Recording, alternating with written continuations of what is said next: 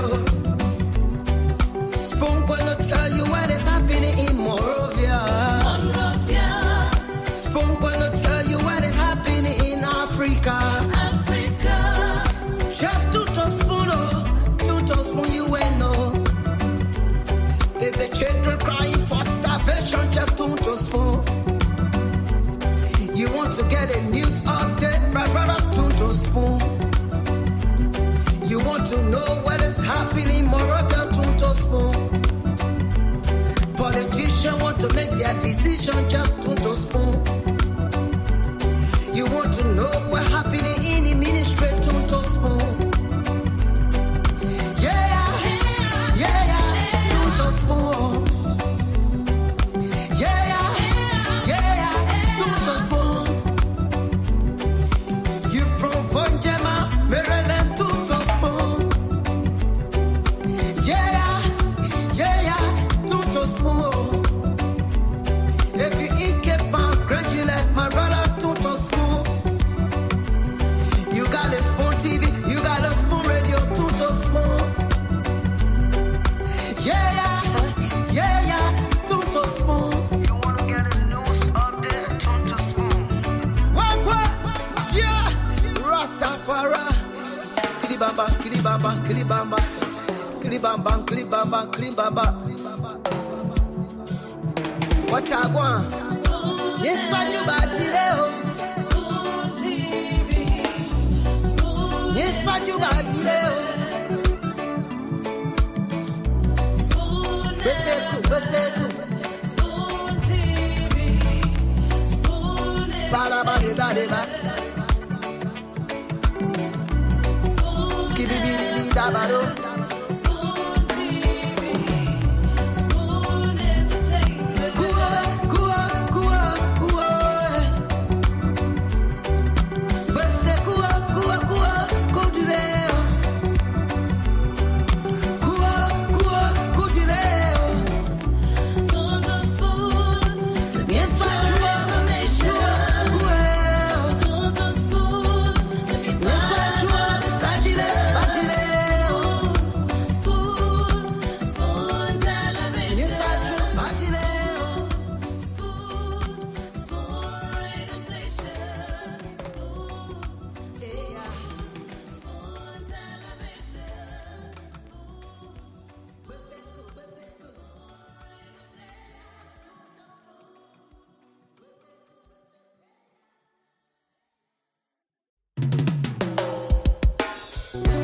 Yes, I, a special one from the CEO, Stan coming with the spoon. And your boy, Friday the Southern Band, Charges on the beat. To the spoon to get your information. To the spoon to be part of our discussion. Spoon television. Spoon radio station. Spoon gonna tell you what is happening in Liberia. Spoon gonna tell you what is happening in Monrovia. Spoon gonna tell you what is happening in Africa. Just to spoon you will know. If the children crying for starvation, just to spoon. You want to get a news update, brother, to spoon. You want to know what is happening in Monrovia, to spoon. Politicians want to make their decision, just to spoon. You want to know what's happening in the ministry, to spoon. To spoon. To spoon. You from Vonjema, Maryland, to spoon. To spoon. If you eat Cape gradually, my brother, to spoon.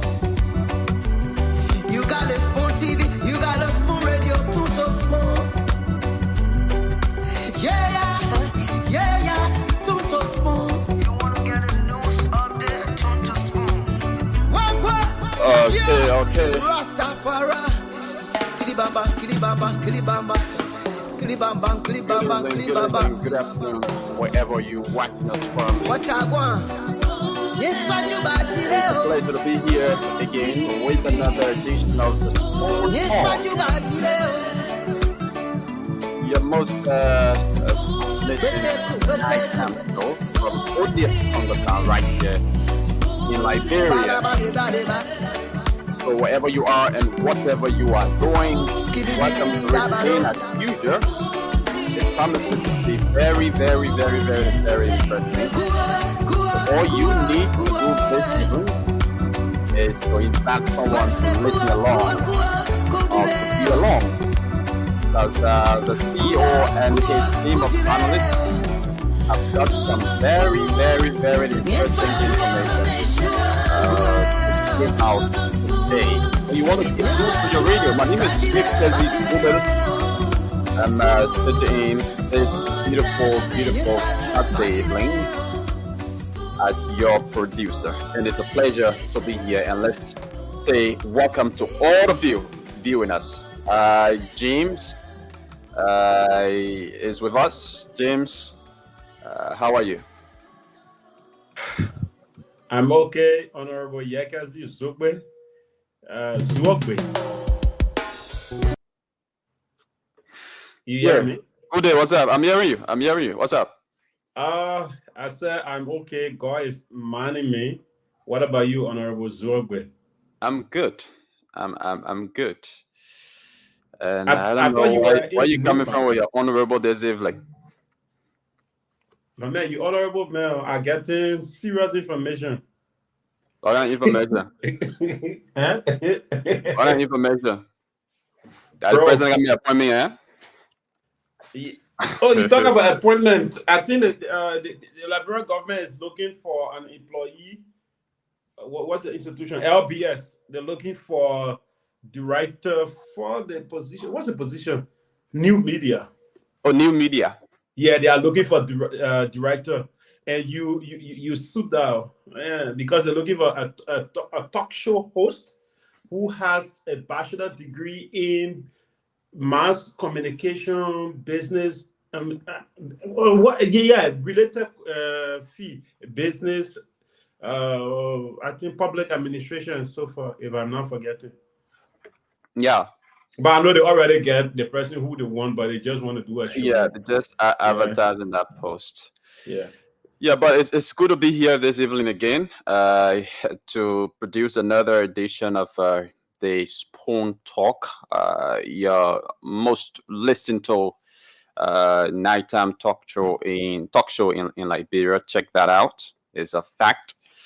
We are here and a lot of trending happenings in the country. The biggest and the most talk about has to do with the Earth moving machines. You know, the Earth moving machines are being unveiled. We saw, the movement of the Earth moving machines from one point of Monrovia to another point. I think just a few minutes ago on Spoon TV Live. Okay, so I'm seeing a caption here with a live that says Liberian government earth moving machines and trucks arrive at the BTC barrack in Monrovia.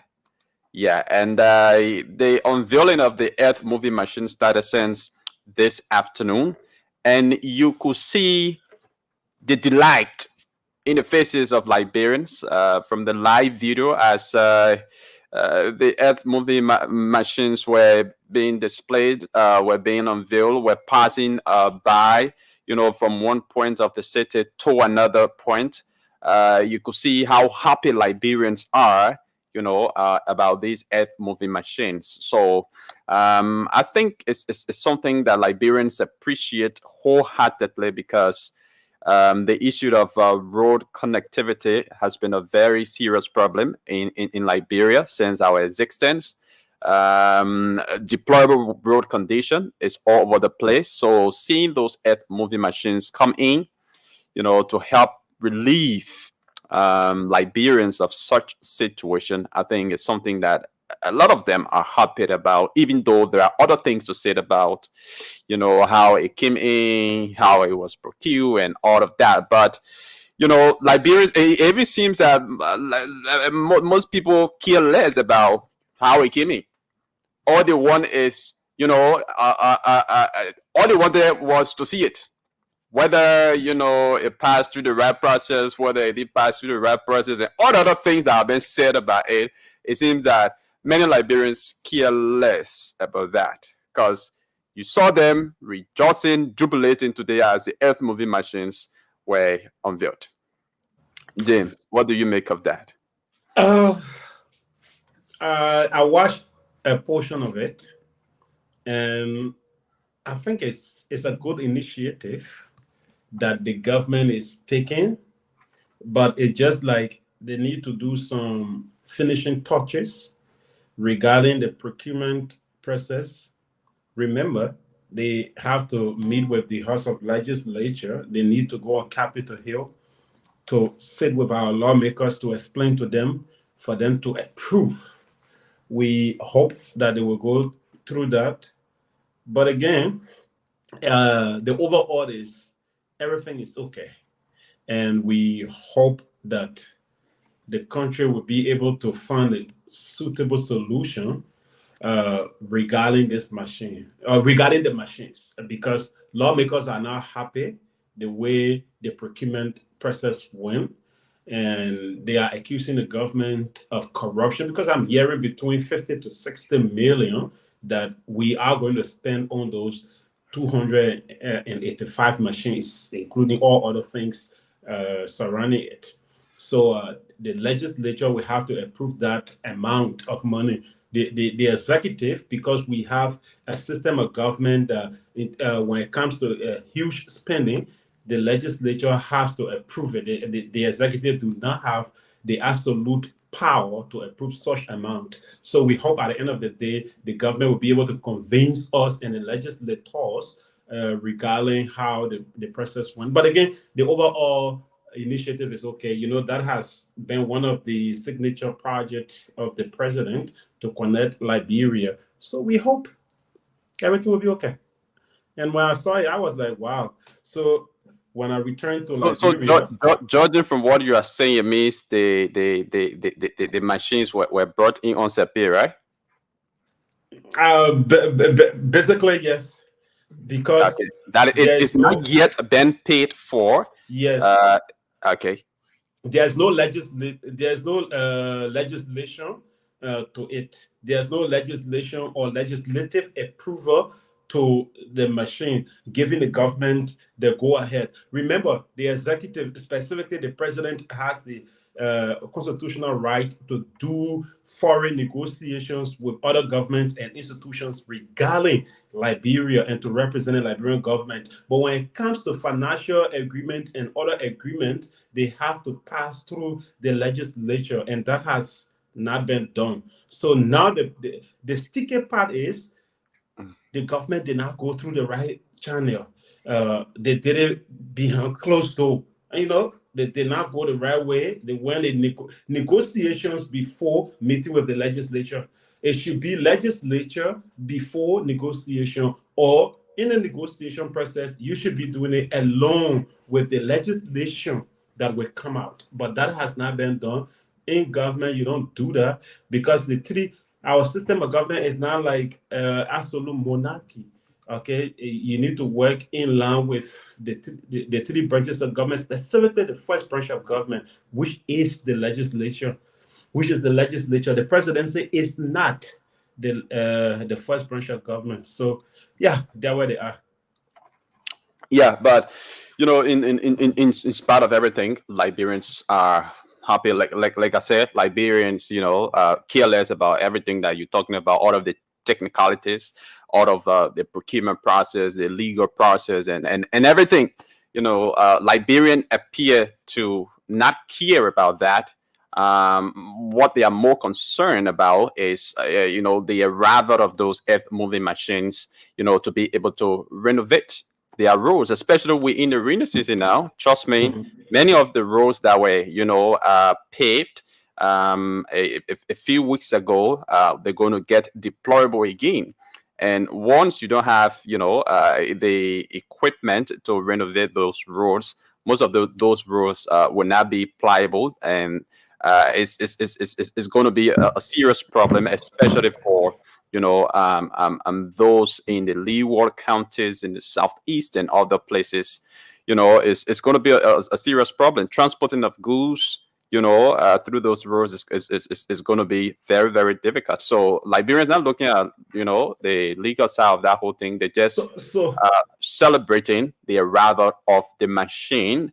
And I'm of the strongest conviction of the conjecture that, the legislature is going to approve that, because that's what their people want. I know the executive would take some latches, for not maybe working along with the legislature from the initial stage, but yet then still that is what the people want, and it's something that is good for the country. It's something that the country actually needs. So I don't want to believe that the legislature will try to put us so much technicalities, or will want to hinder the process of this. In fact, the machines are already here. We should pay for the people machine now. Yekesi, it's not about how the people think, right?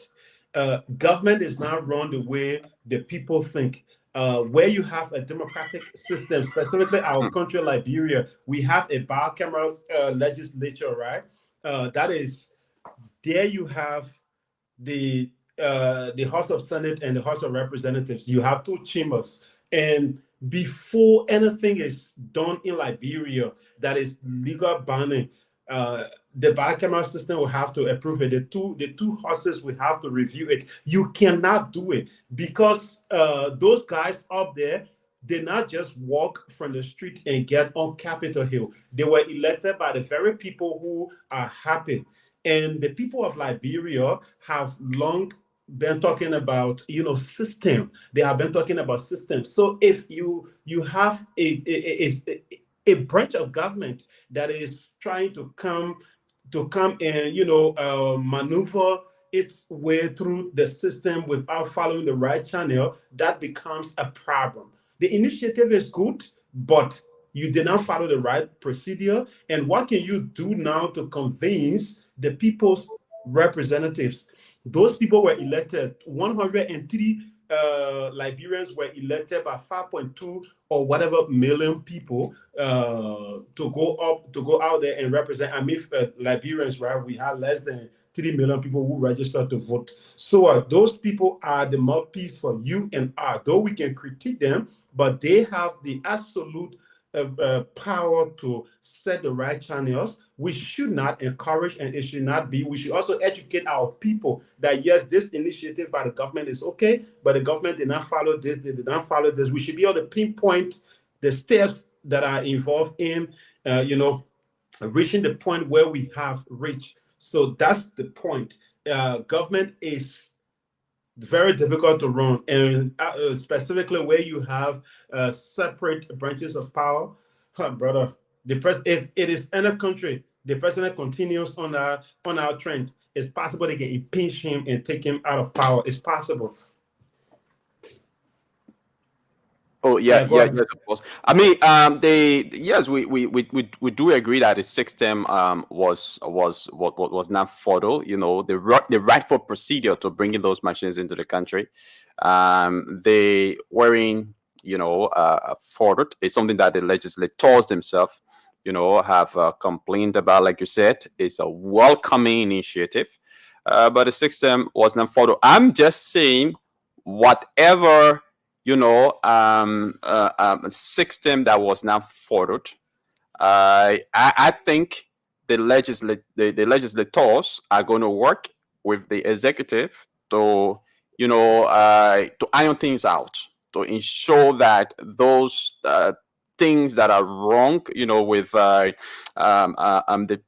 procedure or the procedural errors. I think they just have to work along with the legislature to correct all of the procedural errors to ensure that the machine, the rest of the machines come into the country. And that is what I'm of the conviction that is going to happen. I don't care what the case is. The legislators, yes, they will come up and, criticize and express their a disappointment about the form and manner in which the entire process started, how the executive started the entire process. Yeah, but at the end of the day, the Liberian people want the machine, and I'm sure that the Huni, want to go the other way around.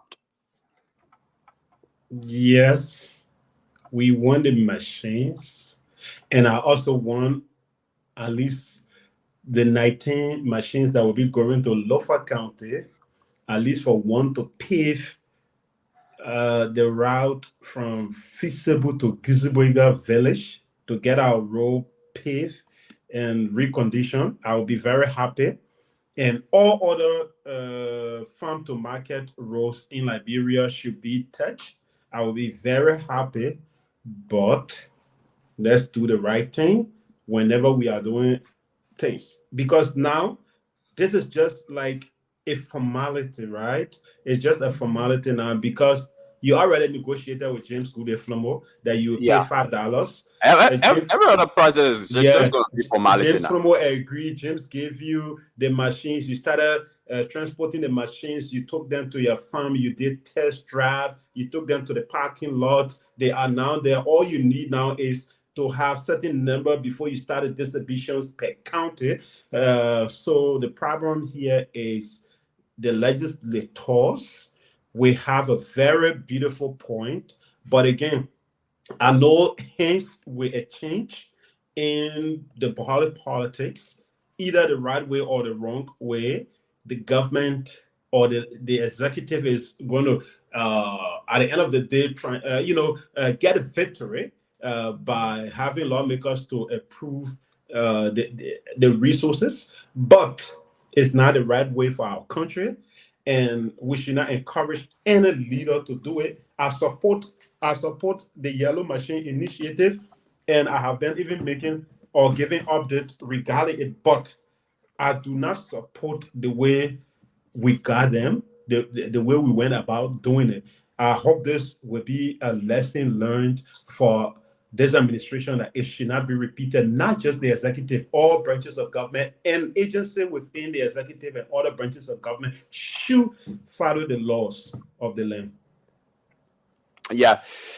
So just moving away from that shortly, James, today the president, Joseph Yuma Boaka Sr., traveled to Abuja, Nigeria, and he's gone there to attend the 65th ordinary section of the ECOWAS Authority and heads of state and government. And he traveled with an entourage, including the Minister of Foreign Affairs and the Dean of the Cabinet. He traveled alongside Honorable Boaman S. Kamara, the Minister of Finance. He also traveled with Amos Troy, the Managing Director of the Liberia Petroleum Refining Company, the LPRC, and the Honorable Molly Kamara, the Economic Advisor, told the President. And according to the press statement, the President will also travel along with his support staff, his protocol and assistants on communications and media security and personal matters. And the delegation is expected to return to the country on Monday, July 8th, 2024. And according to the statement, while the President is away, the Minister of State for Presidential Affairs and Chief of Staff, Honorable Sylvester M. Grisby, will chair the cabinet and work in consultation with the President. So, James, if you don't mind, except you want to say anything about the President's travel, if you don't mind, we can open the lines just for a while to sample Liberian views about, the unveiling of the yellow machines today, until maybe the rest of the panelists can join us. Yes, we can do that. I think it's okay. But again, the president traveling, did the president travel with any media institution? I mean, representatives from media institutions within Liberia, or just the presidential media team? I'm talking about the presidential press secretary or the deputy. Again, let me ask you, right? I have not been following update regarding this specific issue. Where are we regarding the deputy presidential press secretary who was announced by the executive marshal, but we are yet to see him functioning at national and international gatherings? Yeah, so it's something that myself have been thinking about. Where is the deputy presidential press secretary? Since his appointment, we've not seen him in public glare. We've not seen him perform his any function for which he was appointed for. At press conferences, our reporters there say they don't see him. He's nowhere to be found. So, I mean, what's his status? Because I mean that position it doesn't need confirmation. Yeah, it doesn't need confirmation. You are appointed directly by the president, and you go to serve, and your appointment takes immediate effect once it is announced. But since his appointment was announced, we've not seen him. I think at a press conference, the presidential press secretary, Fofana, Kura Fofana, was asked about that, and I mean, she gave this. She says she hasn't seen him since he was appointed. Since he was appointed, sorry, she has not seen him. He doesn't come to work. He's nowhere to be found. So where is he? Where is he? What becomes of that position? So if the executive has made a decision, about him not occupying the post, because when he was appointed to that position, there was several criticisms coming in relative to, his incompetence, that he does not hold an undergraduate or a bachelor degree, that he's not been in the media, or he does not have a media background, that he's not just qualified and competent for the position. But with all of that, the president looked at all of that and appointed him. So the president has explicit confidence in him that he can perform the function. That is why he was appointed. But since then, we are yet to see him perform the function. All right, so it's something that is concerning to all of us. And the last time we asked Fofana, the presidential press secretary, she herself said, she doesn't know his way about because he doesn't come to work. All right. Just to correct this commenter who says that Liberia has a supreme presidency system, that is lied. We don't have a supreme presidency system. If he's talking about supreme presidency system in terms of government, that is a system in which the president has the absolute power that whether any branch of the legislature, or even if the legislature says no to anything, the president has the power to do it. No, we have a representative system, and there we have three branches. The three branches have to agree in line, and one is charged to carry on oversight. That is the legislature. They are responsible for oversight, representation, and legislations. So I just wanted to correct that. I think that commenter just tried to point out, the kind of power, even though, there's separation of power amongst, the three branches of government. There's check and balances and all of that. But I think what he tried to point out, he or she, I didn't see the name, was was the how powerful, you know, the presidency becomes politically, even though, you know, the separation of powers are there, but then at the end of the day, the president becomes more powerful. The president will is usually done whatever the president wants, you know. Whatever he wants done, he gets it done through the legislature.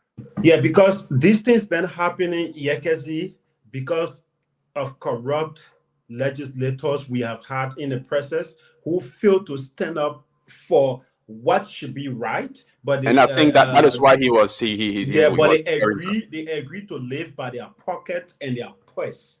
That is the reasons, or that's one of the reasons why our country is to where we are today, because we have had legislators who came yesterday and they failed to do check and balance on administrations or on presidents who came for the past 170 years, who just had their way through. Like, for example, you know, people will say, don't pair America with Liberia, right? But Liberia is a subset of America because almost everything, our constitution, our national anthem, everything, we just photocopy from America and we look up to America for direction. In the US, if the president makes any mistake, we saw Donald Trump, he was impeached. I think 2 times they will impeach you. It led with the Senate to approve your impeachment or whatever. We have had corrupt lawmakers who came and corrupt presidents that came and they found their way through. Brian Envelope, that is bribery. We saw that they give money out to legislators because they wanted a certain bill or, you know, financial agreement to pass through the legislature, and they did not go through. Example, we have the 68 bogus concession agreements that we talk about every day. These things happened yesterday because the government that came did not go through the right thing, and the president used the financial power to induce them and get them to do certain jobs that he or she wanted, because we had 2 presidents after the war now. Yeah, well, to have their way through. So that is the system. Now we need the new generation. What I expect from us, if it would cause us to reach to a point to impeach a certain president of Liberia, we should do it. The new generation, I'm not talking about this generation that is almost swept away. I'm talking about the new generations to come, and our generation, if we are opportune to enter, if we will impeach people, let's impeach them and show that, yes, even if you were impeached and one branch say no, he or she will still say, but the records will go that, yes, the president was impeached. We should do it. That's the only way we will go far. If not, I'm sorry, we would die and go, and the country will be like that.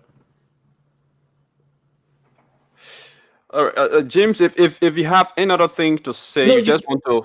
you can go to the because non. we are faced with a little bit of technical problems, so if you can just, you know, All right, go ahead. keep on. Let me take a short break to come All right. back. Yeah, so you can just continue the conversation. Let me take a short break to come back. All right, Yekezi, thank you. Well, folks, we will be rejoined by Yekezi Zobe as soon as that technical problem is resolved. So we want to welcome all of you. This is Spoon Talk, and coming up, the panelists will come here and talk about a wide range of issues. Remember, here we have political commentators who will come and talk about the issues that matter. So our studio is getting ready to come right back, and the CEO is also in the back getting prepared, and we hope he will join us. So that is it. Like I was saying, right, we have had lawmakers who will take money ahead of you, the people. We want the system to be okay. If we have a better legislature that is checking the executive, making sure that the executive cross the T and dot the I's, things will be okay, and we will have all of you benefiting. I'm in a country where they have a system. Here, no one cares about whether you are a minister or a representative or a senator. They have the same the same system that we have. They have the House of Representatives and the House of Senate. The only difference here, they have a prime minister, meaning the prime minister here runs the day-to-day activities of the government. The prime minister here is the face of the Polish government. Basically, the president, yes, president is there, but presidency is almost like a ceremonial post here. The prime minister is the most powerful person, but he cannot function without the parliament, without the parliament working. And here, the people have respect in the parliament because the parliament come out with decisions that even the president or the prime minister cannot debate. I think we should have a system like that back home. Welcome, Chief. Yeah, okay.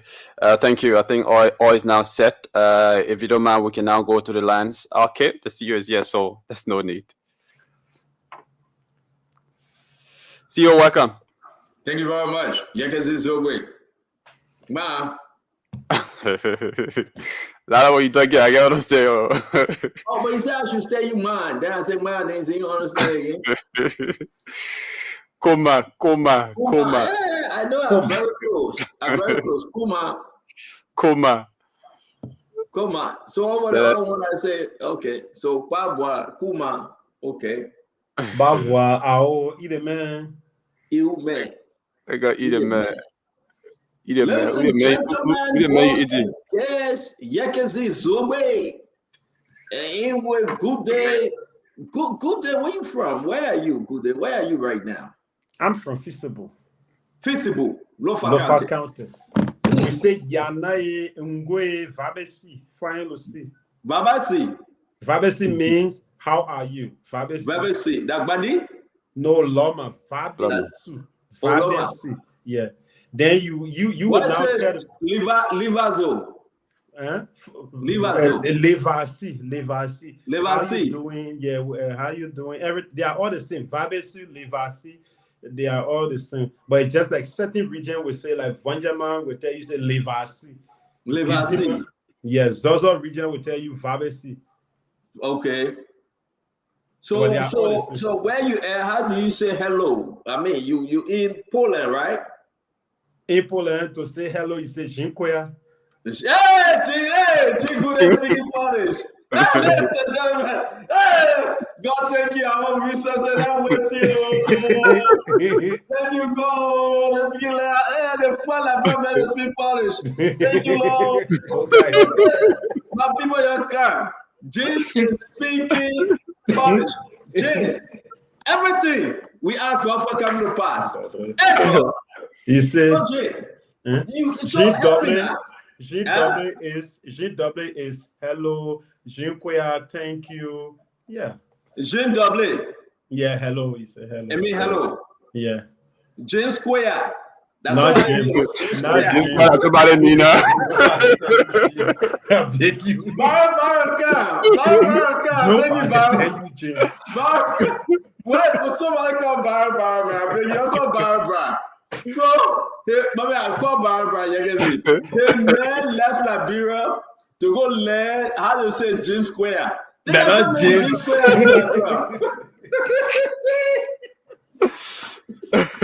Why is Choco? Somebody that can help me. So, James, I want you to teach me Polish, right? Because I can't really speak good Polish. I'm just no. How you call it Polish? Yeah, Polish. Yeah, I can't really speak it. Baron is on. Baron, the CEO wants to talk to you. Barbara. Live on the radio? You on the radio? My brother. Yeah. Barbara. Yes, CEO. How you doing? How the fallback position? Well, fallback position is okay, CEO, and it gladdens me so much that I'm live. Yeah, but we got question for you, Byron. You know James Gooden Flomo, right?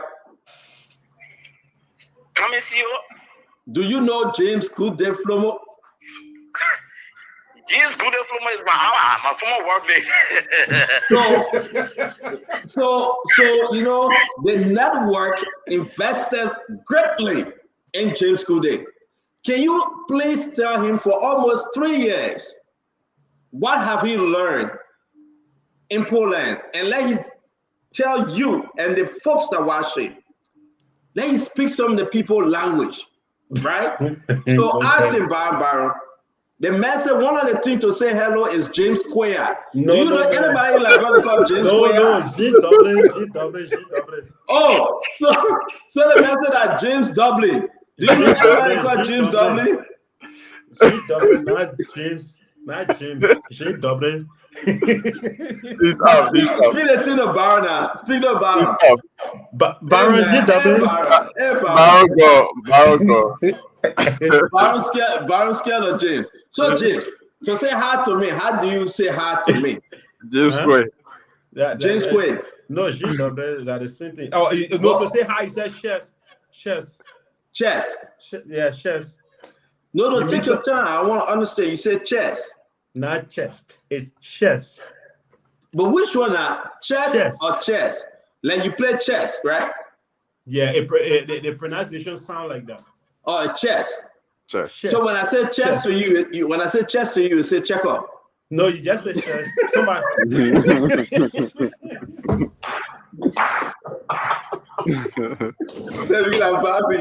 Let me get louder. No. If you meet, I'm coming. I know you have a Polish person around you where you are. Tomorrow morning when you see he or she, just tell the person say chess. They will tell you chess. I got no person. I know nobody. Jim, there was a wedding. As soon as you say chess, the person will still say chess. And me, hi, yeah, hi. How are you? No. Almost the same. Always say G-double. The person that says G-double. So you say coming back to James Dublin. Yeah, there are two ways to speak. There are many ways to speak, but those are two ways. So James Dublin and the person will say James Not Dublin. James. Not James. But how you say now, my man? It is G. But what difference we say here? James Dublin. Not James. You said Jane, Jane. Oh, that Jim not get S to it. Yeah, Jane. Jane. Yeah, Jane Dublin. Okay. That's Jane, then the person will say Jane Dublin too. Yes. Then you say chair. Chess. Then the person will say checker. Anyways, I can't speak in Cuba.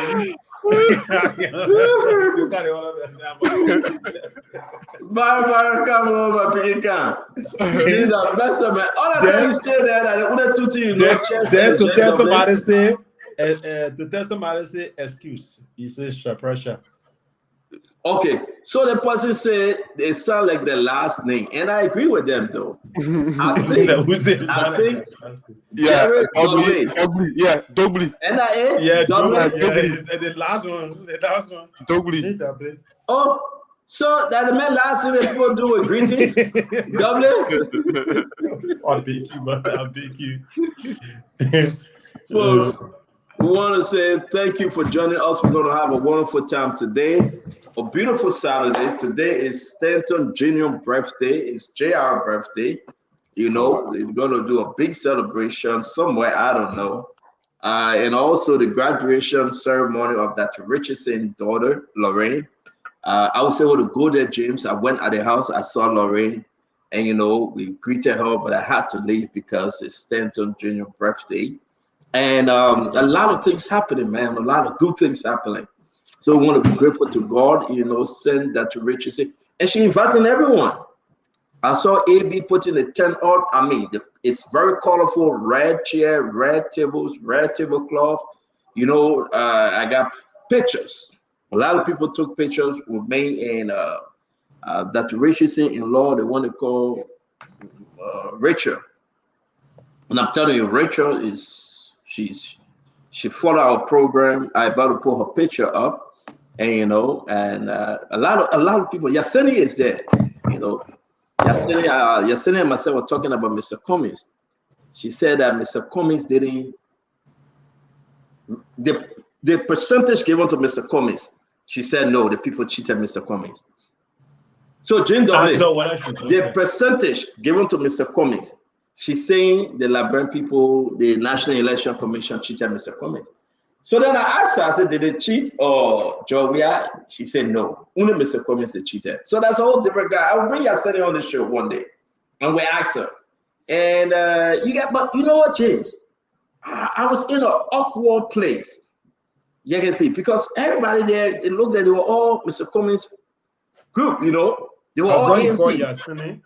Yeah, but I was being very smart. I was being very calculated. I kept focused. You know, I kept my back on the wall because I couldn't allow anybody to pass behind me. If you pass behind me, maybe they were going to give me sleep, put me in a sleep hole. So I kept my back and I was just watching. Everybody was moving around, you know. But it has some good people though. There are some good people there.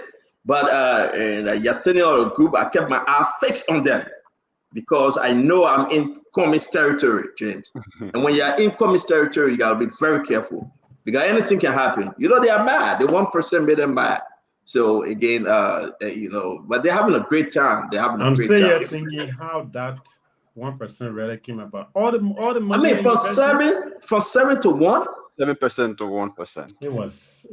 I thought you're supposed to be going up. I didn't know that it's a way for you to come down in election. Politically, he didn't do much work and got a 7%. No. Mr. Cummings was just sitting by. He gets 7%. Yeah. But 2023, he went all through the 15 counties, but he was looking for only 1%.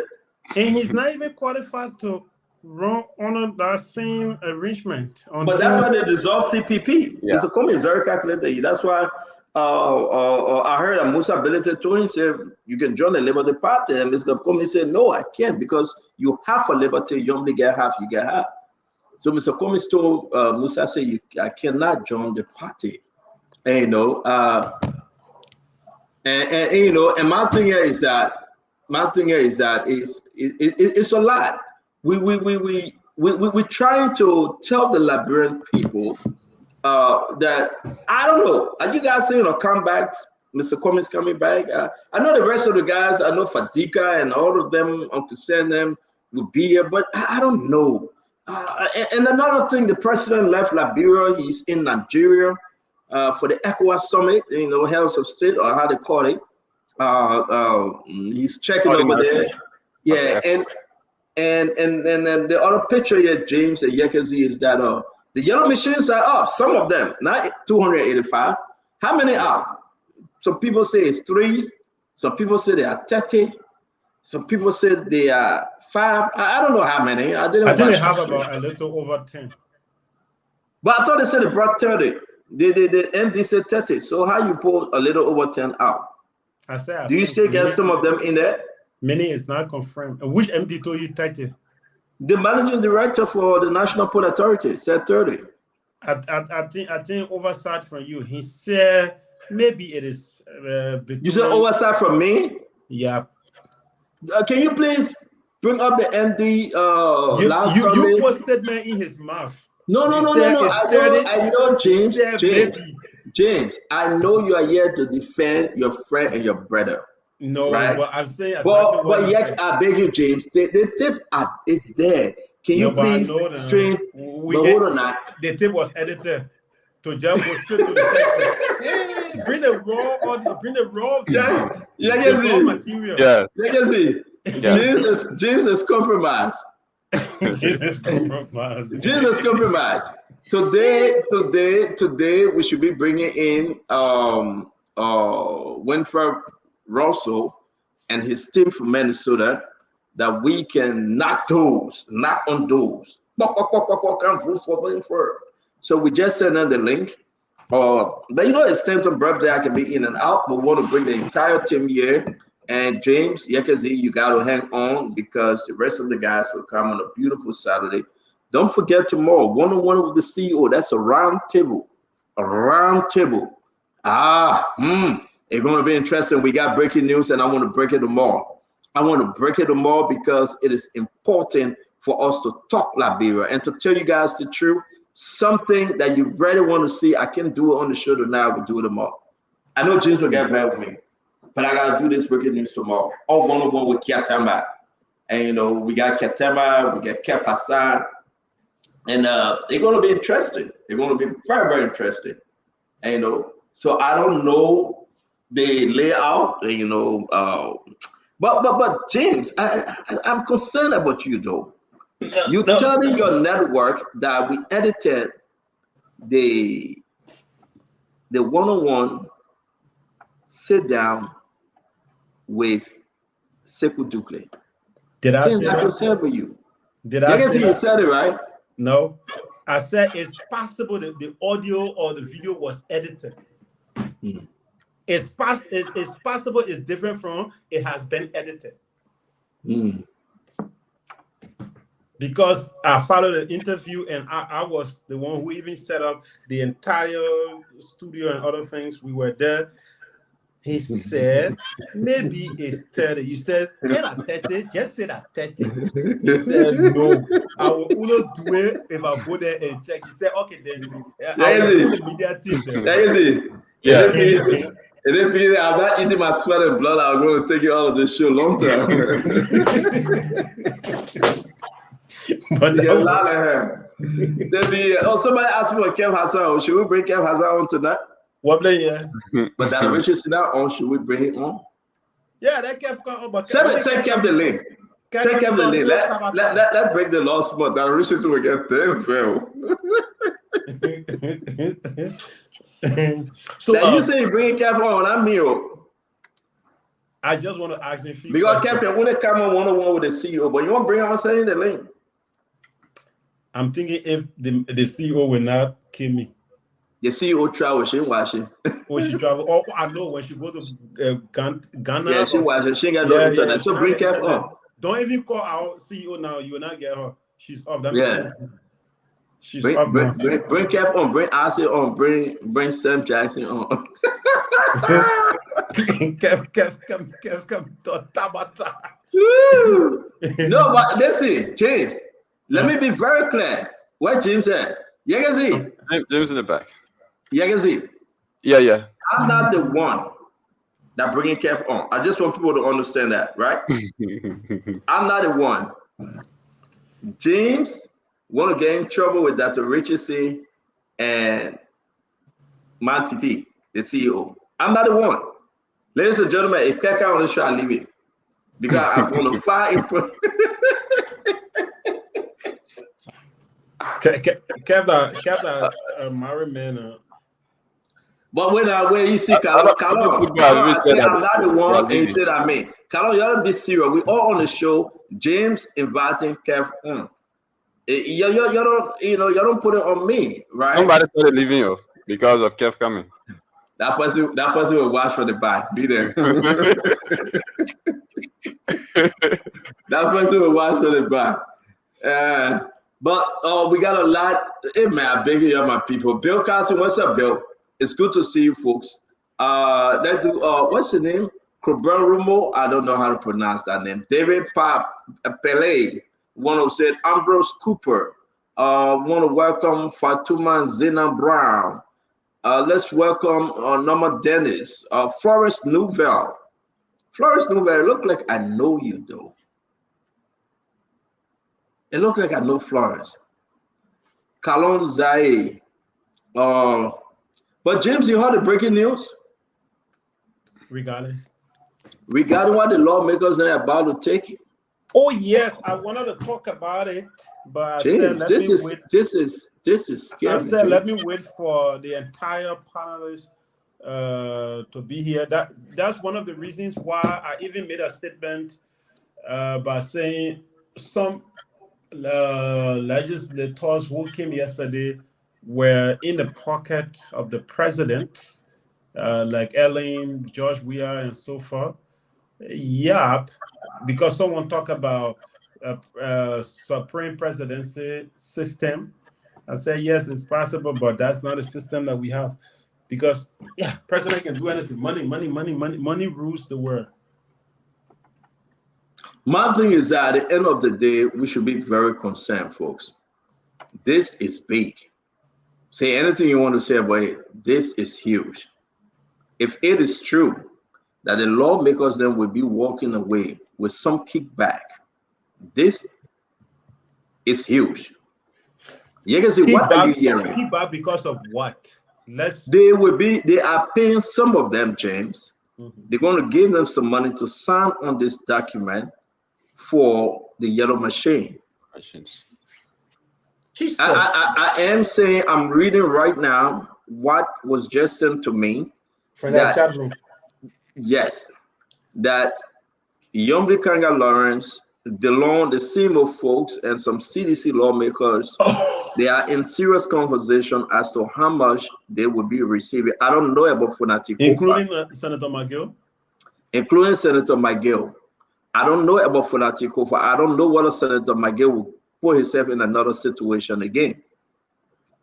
But we cannot count on Abache, Emmanuel Nuko. They are all negotiating. DeLon, they are all negotiating for huge amount of money to empower them to sign on this yellow machine. Let's put joke aside. This is huge. But why they want money from the government before they sign on a legislation that they think is in the interest of their people? Why? But you're making a mistake. They brought yellow machine in, the people cried. Some were happy, and some frowned on the way in which they brought the yellow machine in. Now here we are, for them to go now and present a document and say we got to pay for this yellow machine. We want you guys now to come and sign, whether they want to recast the budget, whether they're another off-budget expensive. But where we are today, the Liberian people need to know. Musa Sako, it's good to see you. The Liberian people need to know that if it is true that lawmakers are going to get some bonus, some kickback just to sign on this thing, then people should be concerned. And that's where everything coming together. What we receive, and let me say this, and I will say this on Monday, even on the show tomorrow, what we have in our possession, if it is true that these guys are running in the step, like we are hearing and what we are reading, that they're getting money to sign on paper. This is more than the 700,000 allegation, which were confirmed, which some of them said they were taken back. I want to call the names of those lawmakers. Listen, if you think it's good for your county, your district, James, why are you begging for money? If you think that it's bad, you have the power to bring on the floor any director or minister within the executive. Why now we are saying that they want no less than 30,000 each? James, that's not joke. Let's do the math. Let's forget about the 73 representative. Let's just talk only about the Senate. 30,000 each, if you include Yombly, that's 900,000. Is my math right? Or my math is like Okoro math. James, put Okoro math up. It's correct. Put Okoro math up, James. You get that video, the last video. Put it up, please. I said, though, let's welcome you. Yeah, it's hard to sleep. It's hard to sleep, Maxwell. I don't sleep because I think Liberia, and it's good to see you, Sylvester. Here. Again, Sylvester, always welcome. You like it, you don't like it. Let's talk Liberia. These are allegations. We want to go into them. We want confirmation. But if it is true that the senators and the representatives are negotiating price to sign on documents to push this yellow machine thing, say no more. Say no more. But I don't know where you. I don't know. I'm still confused. Still trying to wrap my head around this. Is it the executive that is offering them 30,000, or they are negotiating 30,000? So the executive put in an offer. The offer the executive put in, they rejected that first offer because it was small. Because it was small. Hold on 1 minute. And I share something with you. I want you to read it because I don't want to go through this yet till we get everybody on the show. The executive put in an offer, and some lawmakers are rejecting the offer. And to be frank with you, we all should sit down and understand where we are as a nation. There will be no way, and should be no way, Uncle Sam. Thank you for joining us. Thank you. This is huge. I don't know whether you guys want us to discuss this because this is massive form of bribery, a massive form of massive corruption. If it is true the executive put in an offer, and those lawmakers, I don't know what Funati know about this. I said, don't talk to me. And Uncle Sam, we got Lisa Jacobson in the back and Peggy Larkin. We will wait for the how you call him, what's his name, Russell, Mr. Russell, to come on. Then we will bring in his guests because they're going to do the show. So we're going to wait for Mr. Russell, Winfred Russell, and his entire team. Then we'll bring them on. So for that reason, we're going to just talk Liberia politics the best way we can. I said, though, let's do this.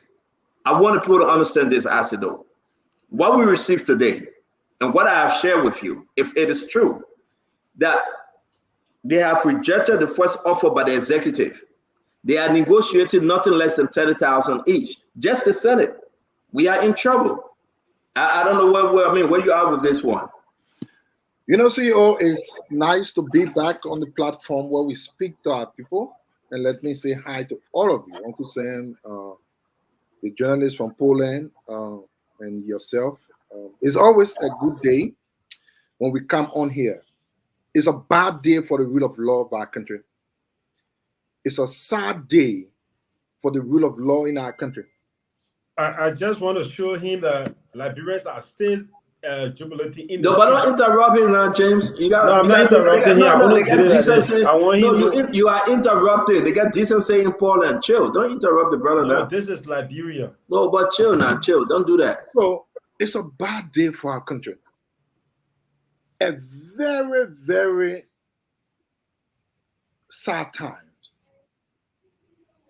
So whenever we come here, those who will wash their hands, when that time comes ahead, pretend as if they don't have ears to listen to what we are saying.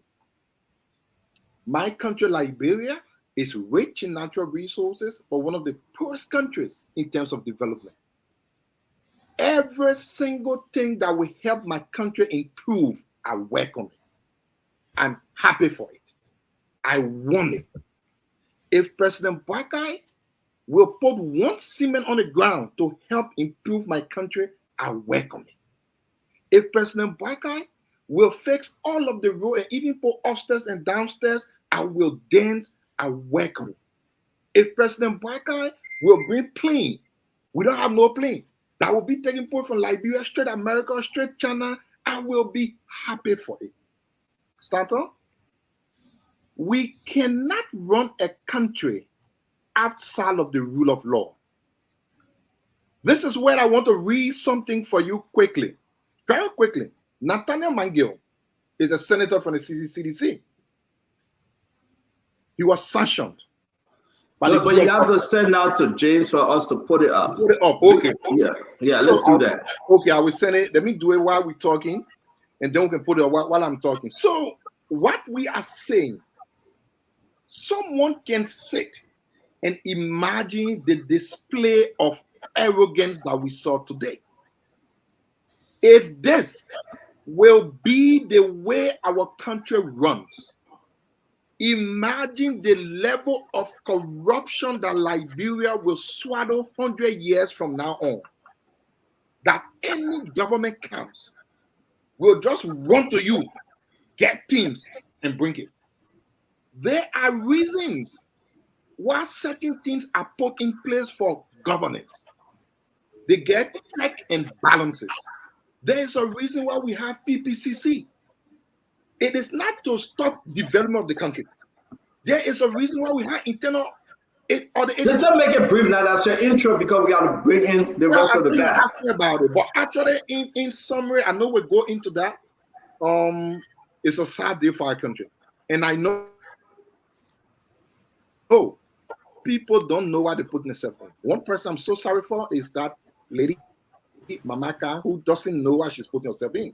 Only if she was smart to know that none of the other government officials wanted to go there. Not the information minister, not the public work. She will have two eyes. Well, I'm sure she got one, but I'm so sorry for her. She doesn't. Thank you very much. And again, folks, we'll be bringing in Mr. Russell and his team. We're waiting for him to come in studio. We have Lisa Jacobson and Peggy Larkin, Francis Tyler. I don't know who's going to start the show for them today. We'll be knocking the door waiting for Winfred Russell. They say, Russell, Congress.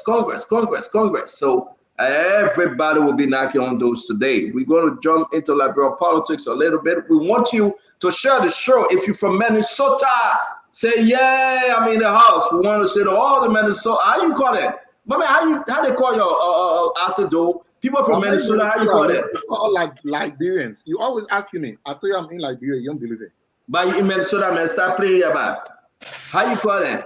Everybody from Minnesota, it's time for you to jump on this thing, and we're going to block you. Whitney Johnson, we will block you because you are using inappropriate word, which we cannot accept. Insulting people. Yeah, just say that you don't like what I say, but don't insult. Now you're a female, don't insult. You know, let's try to be decent. But Uncle Samuel Jackson, the man from LSE, the man with AX.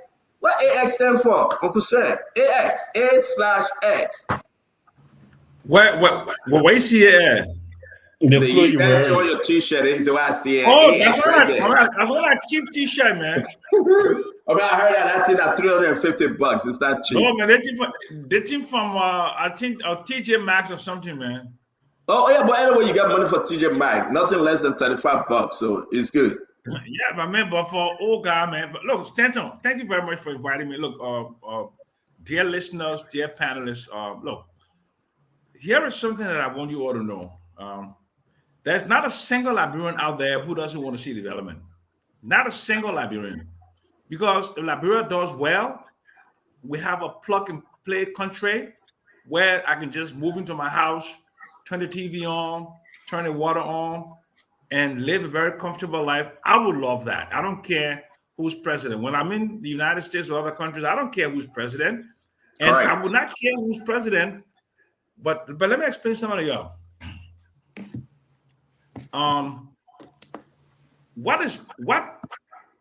Every Liberian should be happy that we have 30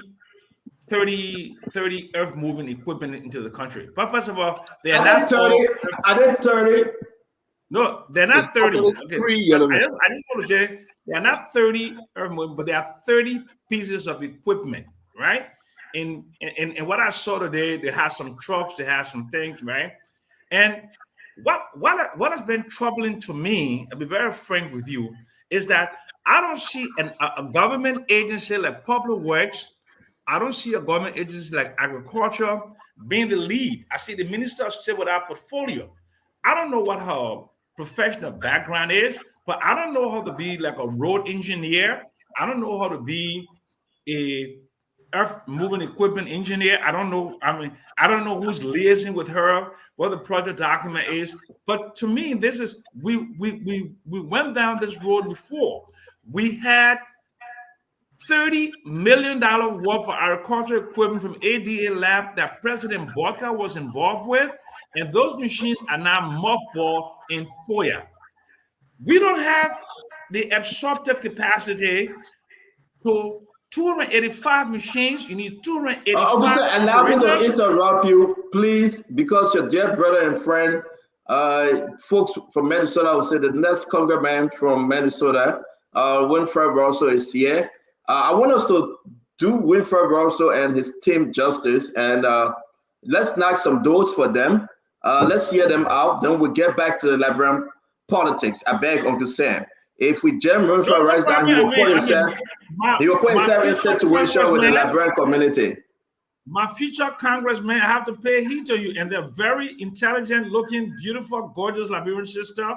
How do you mind? You are muted, Frances. You're muted. Hello, how are you? Okay. Can you please speak some Liberian? Hello. Don't go ahead. Don't go ahead with that hello. How are you? No. Put it in our Liberian way. Say your hello. I always say when you come on phone. I said, how do I like stop? Then she said hello. How are you? How are you? What's up? Alice Jenica Tyler? No, I'm not. Okay. Where Tyler from? Arlington? I think Picana, but settle in Nimba. She doesn't know. She said I think. So please, she doesn't know her route. We want to say, well, good to have you, Russell. What's up? Man, thanks, man. Beautiful Saturday here in the Twin Cities, especially in Brooklyn Park. We have very nice weather, so we've been out and about. knocking on doors, canvassing, trying to get every vote we can possibly get. So it's a wonderful time. It's great to be on. Let's get into it. Listen, we want our radio station, the Liberian Community Radio Station in Minnesota. We can only get this, we can only push this if we have you up there. So let's do everything we can. Let's do everything we can. Let's go deeper. Let's go hard today. Let's get some commitment as to where we're going with this Congress thing. We want to do it the Liberian way because we are talking to Liberians and those that are outside of our community. And you know, we're going to bring what Joseph Boagang said, think Liberia, love Liberia, and let's build Liberia from America. Let's build a part of Minnesota right there. Minnesota. Let's build that thing. Child care, Winfred Russell. After school program, Winfred Russell. Immigration, Winfred Russell. Oh, TPSD, SC, wherever you call it, Winfred Russell. Exactly. Let's make this thing happen today. We cannot stop. We will preach the message, our African message, our Liberian message, and the American message. So I want to say welcome to Spoon Talk. Let's make this happen. Introduce your folks.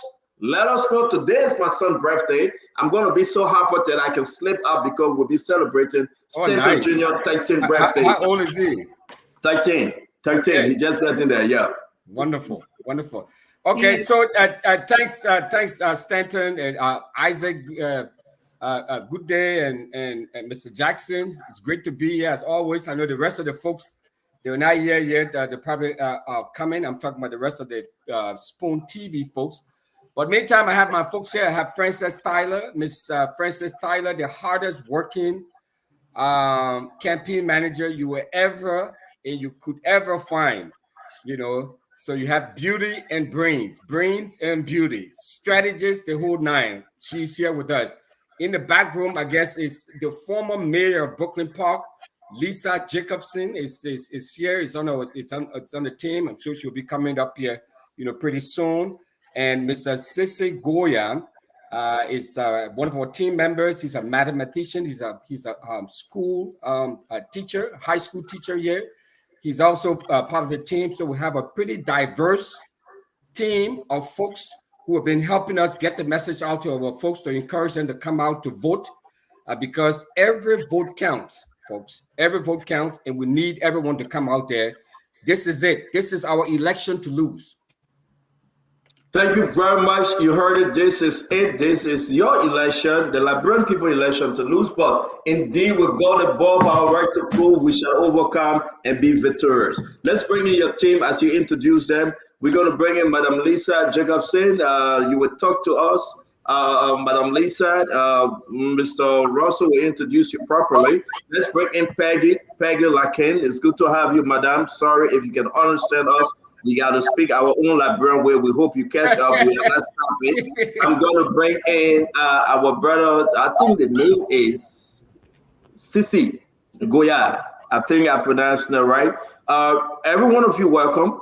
Let's have some spoon talk. Let's speak to the people from Minnesota. Let's speak to that district. And let's just understand the reason we are here today. You go ahead, Winfred. You introduce your people and control the show, sir.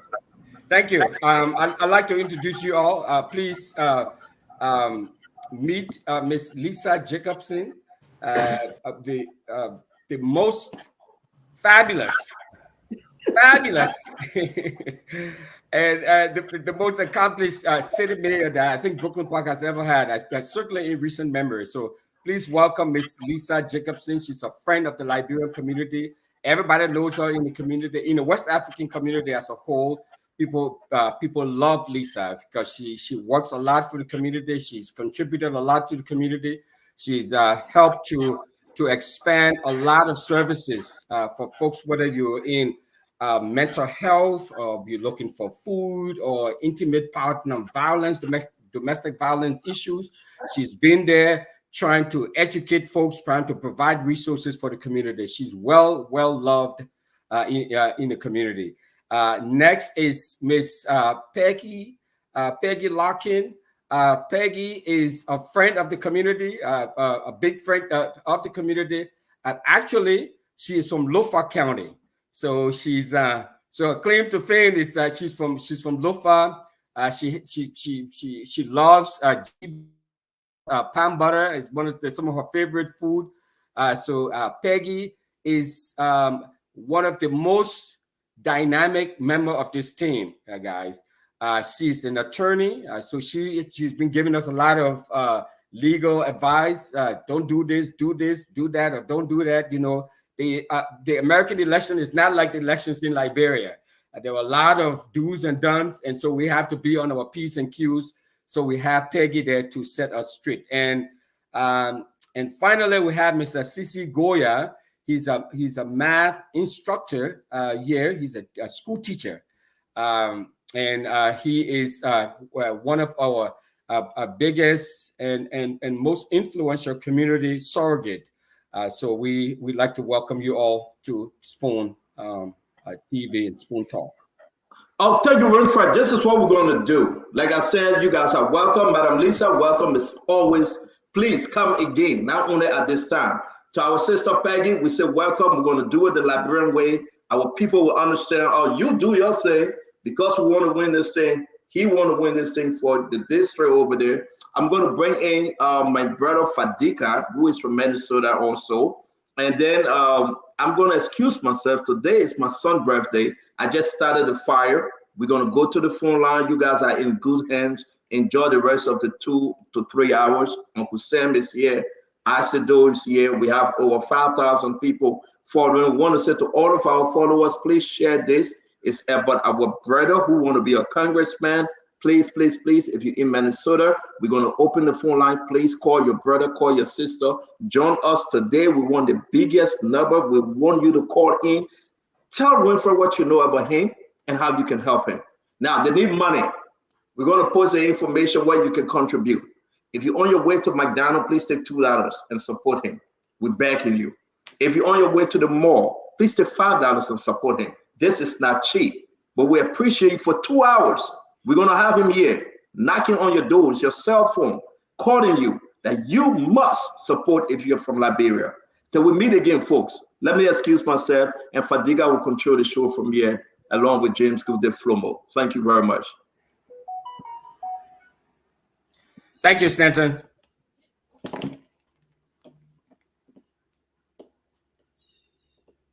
Fadiga, welcome. Man, thanks. It's always a pleasure coming by. Wilfred and the rest of the team, how are you guys doing? I'm currently in Nigeria. Go ahead, Gude. No, you go ahead. You take the lead. Well, so you guys want to do our Minnesota Nights. Wilfred, again, welcome to you guys here. We're going to kick off. Are we going to the phone line first? No, I think we can listen to the candidate and his team telling us why he wants to represent the people. I think this is my second time listening to him pushing this agenda. So, okay, thanks, thanks, folks. So I'm Winfred Russell. I'm a former Brooklyn Park City Council member. I've lived in Brooklyn Park and in this district, District 38A, that I'm seeking to represent in St. Paul. That's the state capital, Minnesota state capital. I've been here now for about 20 years. And during that period, I founded an organization called ACER. I serve on the Brooklyn Park City Council. I serve on the Planning Commission, on the Human Rights Commission, on the Hennepin County Library Board. I have been very actively involved in all aspects of the community, and I bring a lot of passion to this work, and I bring a lot of experience to this work. So, unlike my opponent, I've lived here and done the work for, like I said, 20 plus years. Many of these folks, or all of these folks you see here on this call with us today. With me today, these are folks who have worked very closely with in the community, providing services, providing resources for them. They know the importance of representation. They know the importance of having someone who is experienced at at this kind of work, providing legislation, developing legislation, advancing policies to improve the lives of of people. So they will be able to speak to some of the work that we've done together. Now, clearly, I have not done all of these things I've done in Minnesota over the years alone. I've had a lot of help from many folks that I've worked with, including all of the folks here with me on this call today.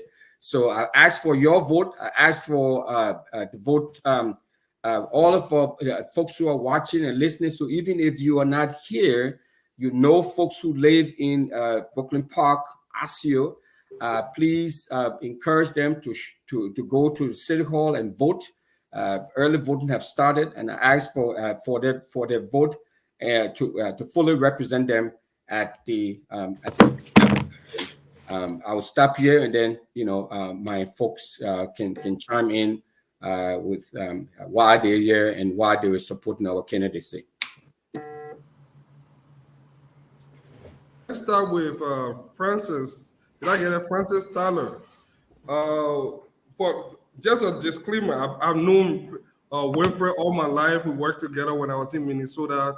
I know the work he did for the community. I saw him fighting for all these years. So it comes as no surprise that he's on another journey. But I want you guys to just each tell us why Winfred? Well, go ahead, Francis.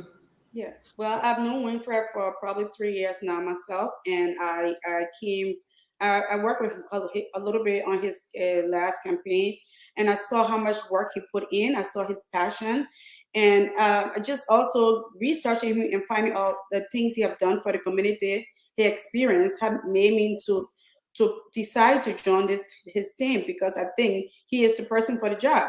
He has the experience. He has worked at the Brooklyn Park City Council. He has been involved in so many, as he said, aspects of the community. He's always there. You can tell his heart is involved. His heart is in the right place. It's with the community. He's so concerned about what happens in the community. He's always there when people need his help, when emergency happen or something happen, he's there to support the community. And who wouldn't want somebody like that to lead them? His passion is making sure resources are provided in the community. His passion is about progressing the community, not only like the Liberian community, but the entire Brooklyn Park. He's always there, and that's what important. Having a leader who is willing to put himself out there over and over and to serve. I mean, he's not getting much from this position, but what he's getting is the passion to serve and lead the people in the right direction. So why wouldn't I support him? I support him 110%, and that's why I work very hard every day to make sure he's the next representative for us, because I know he will be the best person to represent us. Winfred, I got one quick question before we can go over to Uday. Are you endorsed by the DFL? No, I am not endorsed by the DF. No one in the race has been endorsed by the Democratic Party. That's why we're going to the primary. No.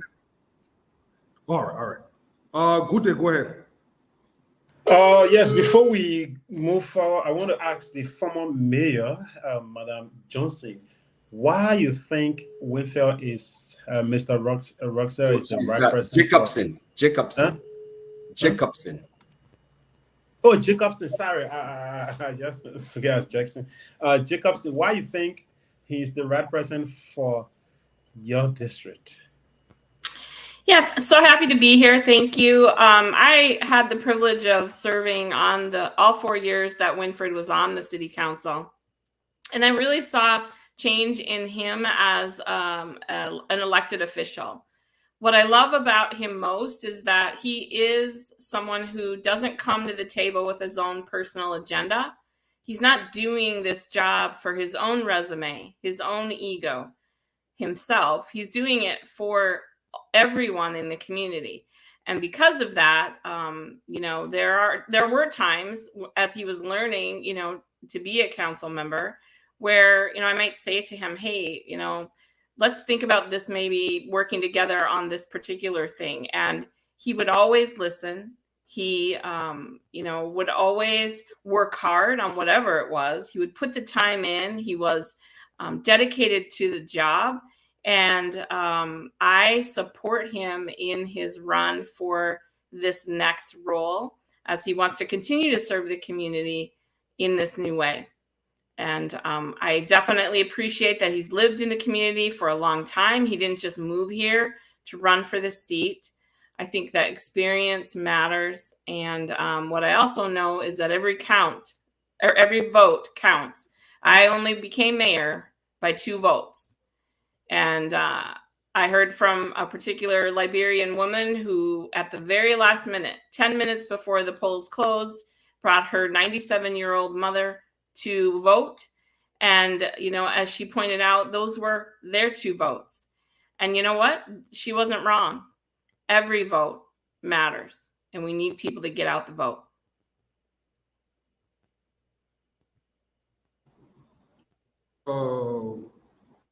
Sir, you have 2 questions. You talking to me? Yeah, your question. Okay, good. Good afternoon, Miss Peggy and Miss Lisa. I really want to thank you all Minnesotans for the warm welcome you gave to my folks. I was an exchange student in North Central Michigan as an 18-year-old, the only Black kid in my high school, and I understand the empathy from from people of all ethnic diversity in welcoming a young Black boy from Liberia, and I really do appreciate that. It has a really good place in their hearts for Liberians, and thank you for all the things you've done in terms of the DED, the TPS, and all of the different things you've done. We really appreciate that. Okay, and I want to extend my greatest profound gratitude to Winfrey Russell. We disagree politically on domestic politics, but that's not even the issue. He's a very good man. He's a decent human being, and I hope and pray that the people of the district vote him in as their representative. But Winfrey, I wanted to ask you a few questions. Have you done any polling yet in terms of where you stand within the polls? Do you have that capacity? No, we don't have that capacity. I don't know. Peggy might be able to speak to that, but I know internally we don't have that. I don't think at this level that we're doing any sort of polling. So okay. So my second question would be to you is what are the 3 main issues in Brooklyn Park that you are in the district that you're running on? I mean, if you're speaking to the average visitor, not visitor, the average homeowner or the average resident of the district, and you want to appeal to the votes, what are the 3 things that you can tell them that they will, those are hot button issues in your district? Yes, thank you. There are several issues that I am passionate about that have made sort of my priority issues to advance when I get to the state capitol and to the state legislature. And one is affordable housing. Many of folks here live in apartment complexes and live in multifamily units. And the housing is the prices of housing and the cost of rent is skyrocketing. So one of my priorities is to ensure that we have enough affordable housing stock in this area where folks can afford to live and not spend more than 30% of the income on housing. So affordable housing is something that I will be advancing and pushing for, where maybe we can put a cap on the amount of rent that is charged by these apartment complexes. If you go to these complexes, many of the folks who are there, they were low income and they were struggling to make ends meet here and there. So it is a big issue that we need to address. We need to address immediately. I mean, that was something that Lisa and I work on together on the city council, trying to address affordable housing issues in the city. And now I'm going to just take that to the state level and advance those policies and advance the issue of ensuring that We do have enough affordable housing stock here, and that can keep a cap on rent that people charge to ensure that they don't run amok. Mental health, memory loss. I mean, those are things that I'm also passionate about. It's some of my priorities. I'm in the public health space, so of course, public health, mental health issues. Those are things that I'll be fighting for, advocating for, ensuring that we have more resources to support mental health, public safety, law enforcement, ensuring that we have crime, we can reduce crime here, but also provide the resources to our law enforcement agencies, both the police and the fire, to ensure that they do the job that they need to do to keep all of us, safe. And I mean, Mr. Zizi is on this show. He's an educator, but I think one of the reasons why he supports me, and he's going to talk about that, and is something that I'm also very passionate about. Before getting into public health, I started in the education field. So education is a big part of my priority. One of the things that I'll be advancing to, increasing funding for K-12 education. The school district that is here, the Osseo School District, we have a very large percentage of the students, especially BIPOC students who attend the Osseo School District, come from West Africa, primarily Liberia. So Osseo School District has the largest concentration of Liberian students outside of MCSS, the Monrovia Consolidated School System. So education and increasing funding for education here is something that I'm very passionate about, that I'll be advancing. On the city council, we do not have, the Brooklyn Park City Council doesn't have jurisdiction over education, but at the state legislature, we'll be able to advance some educational policies to ensure that we have equity within the system and all of that. Small business growth and development is something that we also started working on at the city council. We opened here the city of Brooklyn Park. Lisa and I, with all members of the council, the community came to us and said they needed a business incubation center. And we went and bought a space, bought a whole strip mall, and turned part of that into a business incubation center. And we turned that over to the Liberian Business Association to run, where businesses can come in and be incubated. They can have the fine state-of-the-art building facility, where if you're a mom and pop operation, you can come in there. We provide you with resources. We provide you with the space and the infrastructure where you can grow your business and then eventually move out into a bigger space. Those are some of the things I will be advocating for, and many of these are things that I've been advocating for since I serve on the city council. I'm just taking it to a different level now. Yeah, but thank you very much, Winfrey. Mr. Zizigai, I'm sorry I didn't address you. Winfrey told us that you are a math teacher, and I flunked math. I mean, anybody who teaches math has to be a genius. So thank you so much. But I just wanted to just greet you and thank you for supporting Winfrey and the other people and him. Thank you so much. Let God bless you. Isaac? Yeah, let me say hi to everyone. Mr. Russell, former Mayor Jacobson, Mr. Goya, Lakane, Ms. Tyler.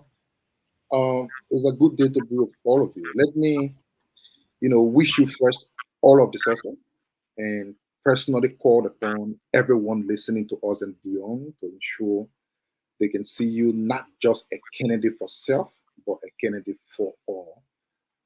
That they will be able to vote for you and use your voice to represent all voices. As a matter of fact, I'm currently on my way to Broken Park because I'm carrying a case there, and we keep doing the thing. But Mr. Russo, last time we spoke, I said something, and I like to be a realist. I like to be someone who just doesn't use words, but to be sure I am saying what is right. As you are aware, I was a former government official in Liberia, your original country, and I served in a former administration. During the election years, Mr. Rosso, you took a political side, and you also expect that being a former government official, I will know more people who supported my government. So most of the people I will talk to will be people who actually I know. And I can tell you, every time I spoke with anyone, I will always bring up your name. One of our Liberian brother is running, hope you're voting for them. But very highly, Mr. Rosso, whenever I speak with people, they don't seem to be quite happy because they feel you took a political side, which, did not go along with them, and not just taking a side, going beyond saying a lot. So I just wanted to ask you as a candidate, what are you doing to bring these people together and make them see you not as a representation of what you said during the campaign, for which many folks that I've spoken with are not really into yet accepting to vote for you? What will you do to bring them together, to reach out to them and see you beyond yourself? Thank you, Mr. Jackson. I did not take a political. I did not take a political side. I belong to no political party in Liberia. I'm an American government elected, former elected official. So I don't dabble or dabble in Liberian politics. I do write. I do have an opinion. It's true. But what we've done now, what we try to do, Mr. Jackson, I mean, we have a big. This is a big tent where we bring in everybody around the table. We reach out to everyone, whether you are sedition, you are people from the UP or ANC or every group, because this is not about me. This is about all of us. This is about Peggy. This is about Lisa. This is about Frances, Cece. It's about all of us. About you, Fadiga. All of us are stakeholders in this process. So we've reached out to others and said, look, we may have said things that have written things that you may have disagreed with, and you may not have been happy with. For that, I apologize if I hope for offending you all, if whatever I may have written about the opinion pieces that I came up with, and I have said it, I will say it repeatedly.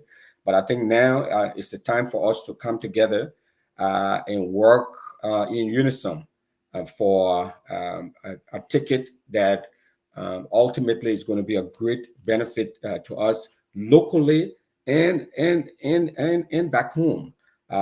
Lisa and I, the former mayor, and I, we work very closely with the Liberian government during your administration. With Kakata, we established a sister city relationship with Kakata. We provided them with a lot of supplies and services with the police, with the fire service. Even the previous mayor, Jeff Lundy, did the same thing too as well. So this is a big tent. When Ebola was around, I happened to be, this was not a city council work, but my professional work, I worked as the coordinator of the state of Minnesota vaccine response program. We had a lot of excess vaccine. Those vaccines were given to Liberia through Mr. McGill. We worked with Jefferson Koji, a former mayor. He came to Minnesota. We met with him. We had a meeting with him, Mayor Jacobson as well. Even the current president, Bwaka, we met with him, provided supplies and stuff for him. So we've been able to leverage our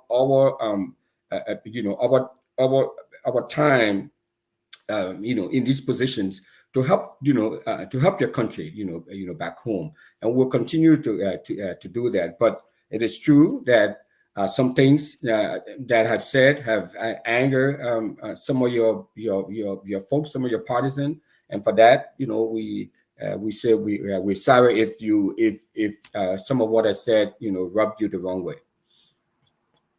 Well, thank you. Just to end, I always believe it's a good thing to address the elephant in the room. And like I said, I want every Liberian, everyone from West Africa, every person in Brooklyn Park area listening to you to go to the polls and ensure they choose you as their next countryman. I don't believe it is just about you. It is about you for the interest of everyone. And I would just want to encourage you to ensure good thing you are hearing this from me, and you want to, get this hands on, deal with it, and ensure everyone can come up. But to Madam Mayor, if I would just ask you quickly before I leave, you served your people and you are now rooting for Mr. Rosso. My best assumption is that based on your experience, you truly believe Mr. Rosso can continue, even improve upon those things you've done. What can you say to the voters that Mr. Rosso will bring to the district if they can put their trust in him by actually electing? Yeah, thank you. I think that because this particular seat has been held by the same person, Mike Nelson, for many, many years, what I believe and what I've seen from my own experience is that experience does matter. When someone would run for mayor, I felt it was important that they were first on the city council, because you need that experience in office then to go to the higher office. It helps. Otherwise, you're going from 0 to 60. And I feel like Winfred has done the work, has the experience, and is ready for this next role, whereas his opponent hasn't. And that's really critically important in my eyes and from my experience. Winfred, well, the questions coming. We're giving easy questions, right? All right. Before we go to Winfred, if we could allow the two team members. They will speak. Let me just ask you, and then they will go there. Yeah. CC Goa, I know him. I think I interacted with him before we were in Minnesota. Winfred, you got a very huge shoes to fill there. Mark has been in that position for over 22 years. Now he's leaving. What's your relationship with Mark? I have a very cordial relationship with Mike. He endorsed me when I ran for the Brooklyn Park City Council, and I won. And I've met him several times. He's been very supportive, very helpful. Whenever I bring an issue to him, he's been able to push it through.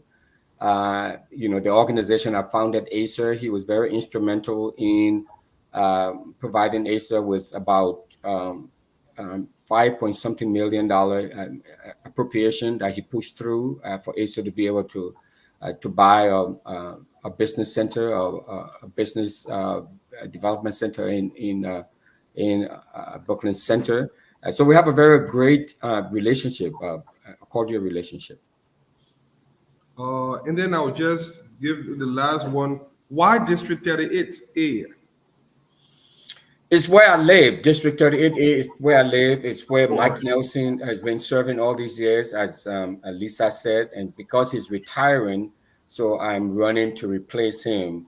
And you said it too. He's been in this position for 20 plus years, and most of the time he served unopposed. I mean, nobody has opposed him. He's kept getting reelected. But now that he's retiring, I mean, even when he was there, I didn't, that's why I didn't run against him the last time. I respected him, and I said, well, when you decide to leave, and then I can come in. So now that he's retiring, I decided to put my name in the hat. But it just so happened that I live here, so that's why Apart from you living there, what I actually meant was, what are some of the pressing issues that going on with the district that you want to address? I know you talk about the education system and something I know, or another thing, Brooklyn Park, crime has been on the rise in the last couple of years.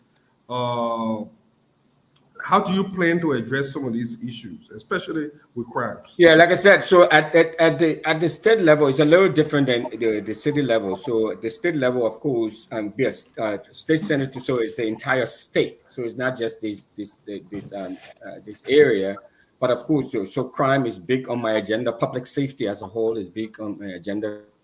I would look into how we are providing resources to our fire department, our police department, both in Osceola and in Brooklyn Park. How are we strengthening law enforcement, across the state, of Minnesota, but also providing mental health services. That what we have now in Brooklyn Park. Whenever the police respond to a crime, to any situation or a call, they have a mental health practitioner who travels along with the police. So providing those resources for them, providing resources for our school districts, and ensuring that parents and families and teachers and students are safe.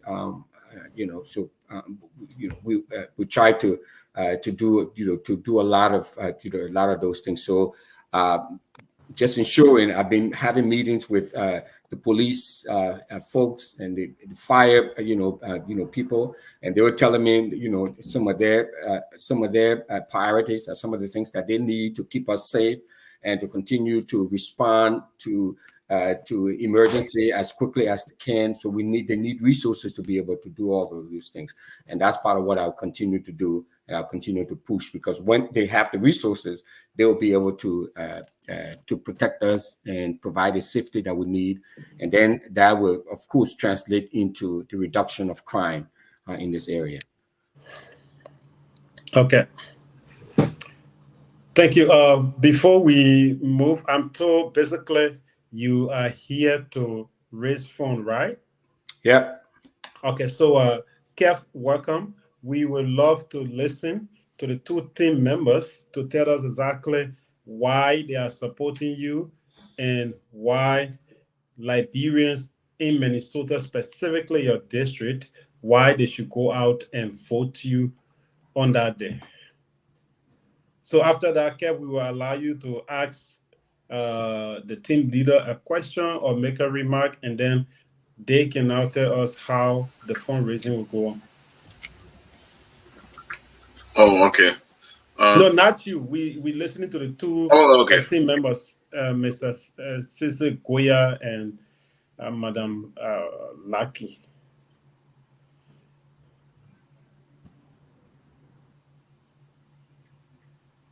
We're not hearing you.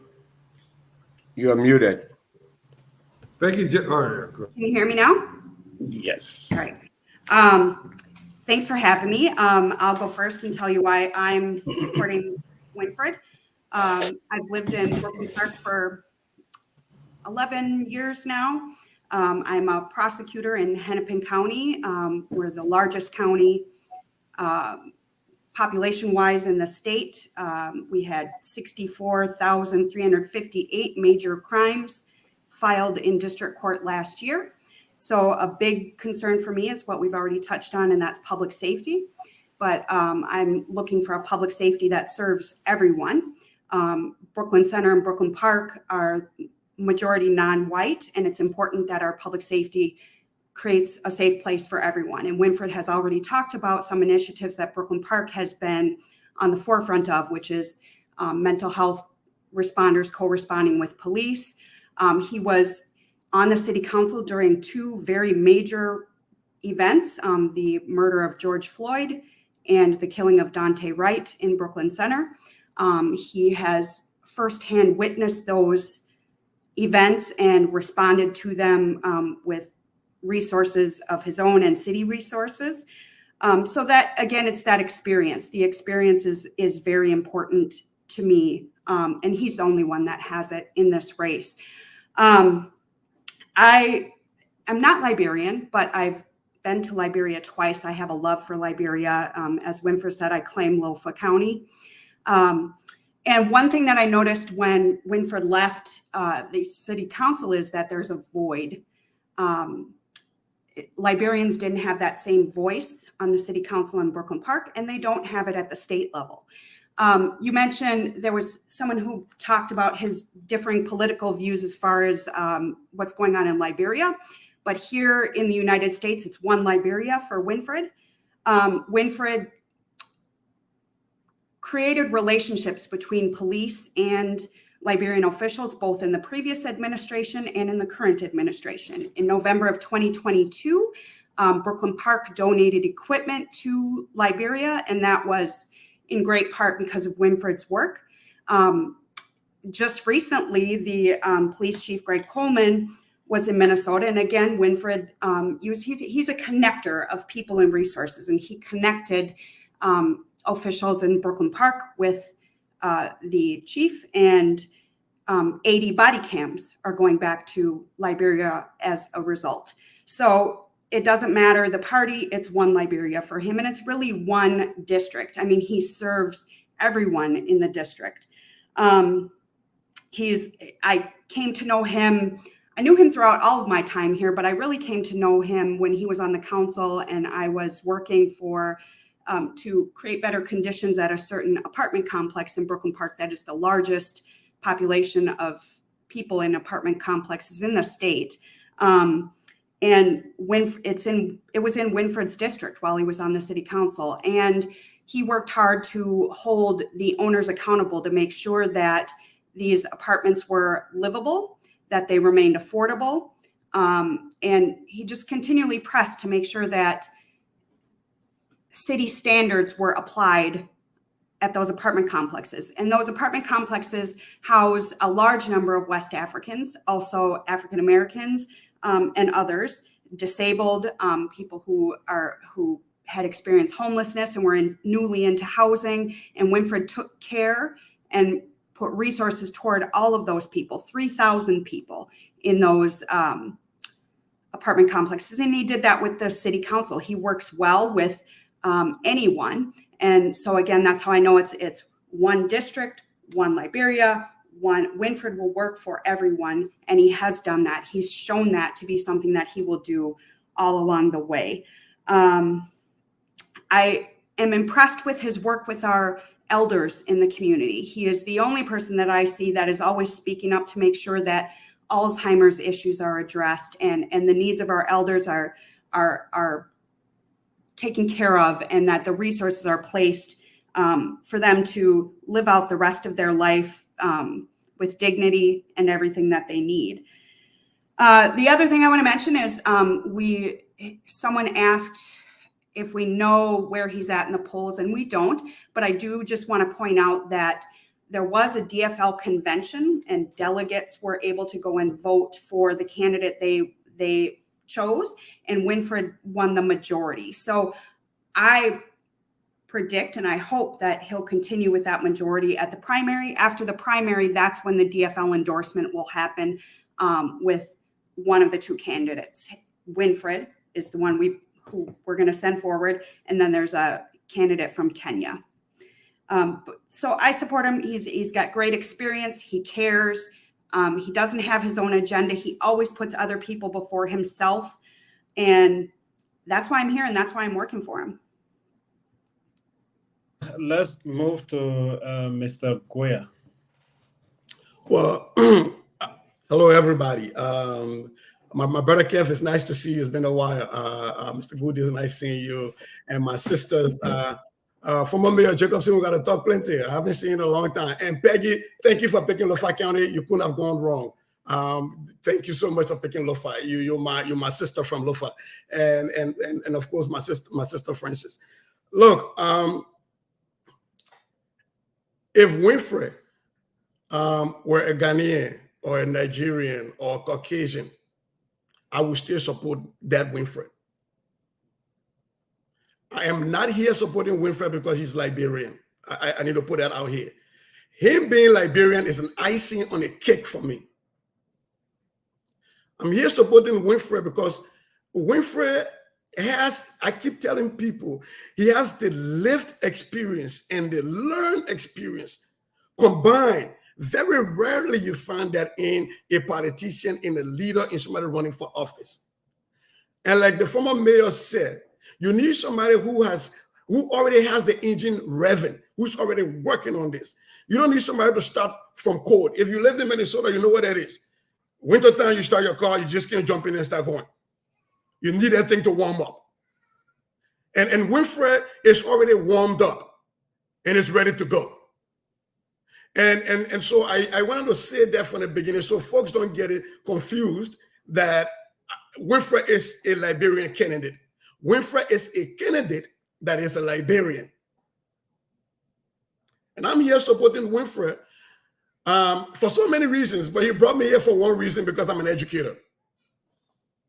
And as a former high school math teacher, because now I'm the director of math in Minneapolis, and there's a reason I'm putting those two together.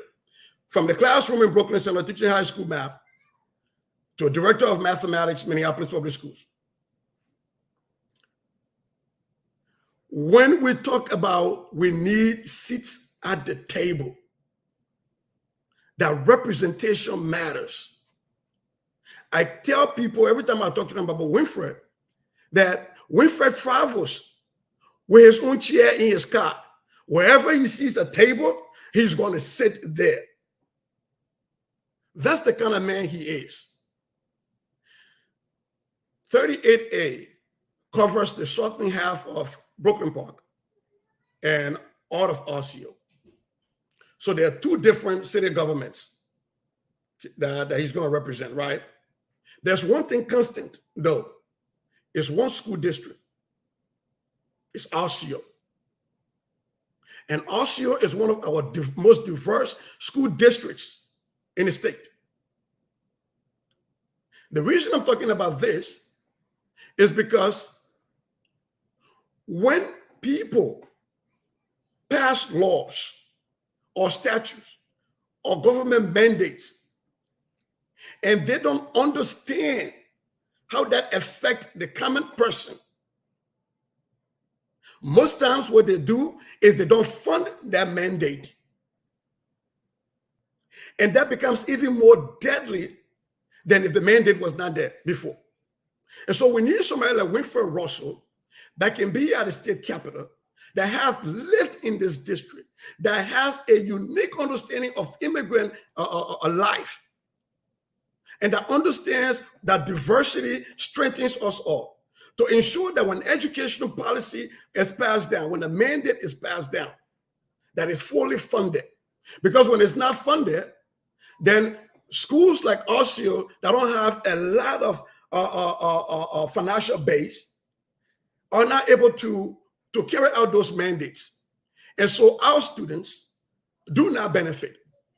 Whereas other school districts that might be in more affluent places might have the money to be able to do that.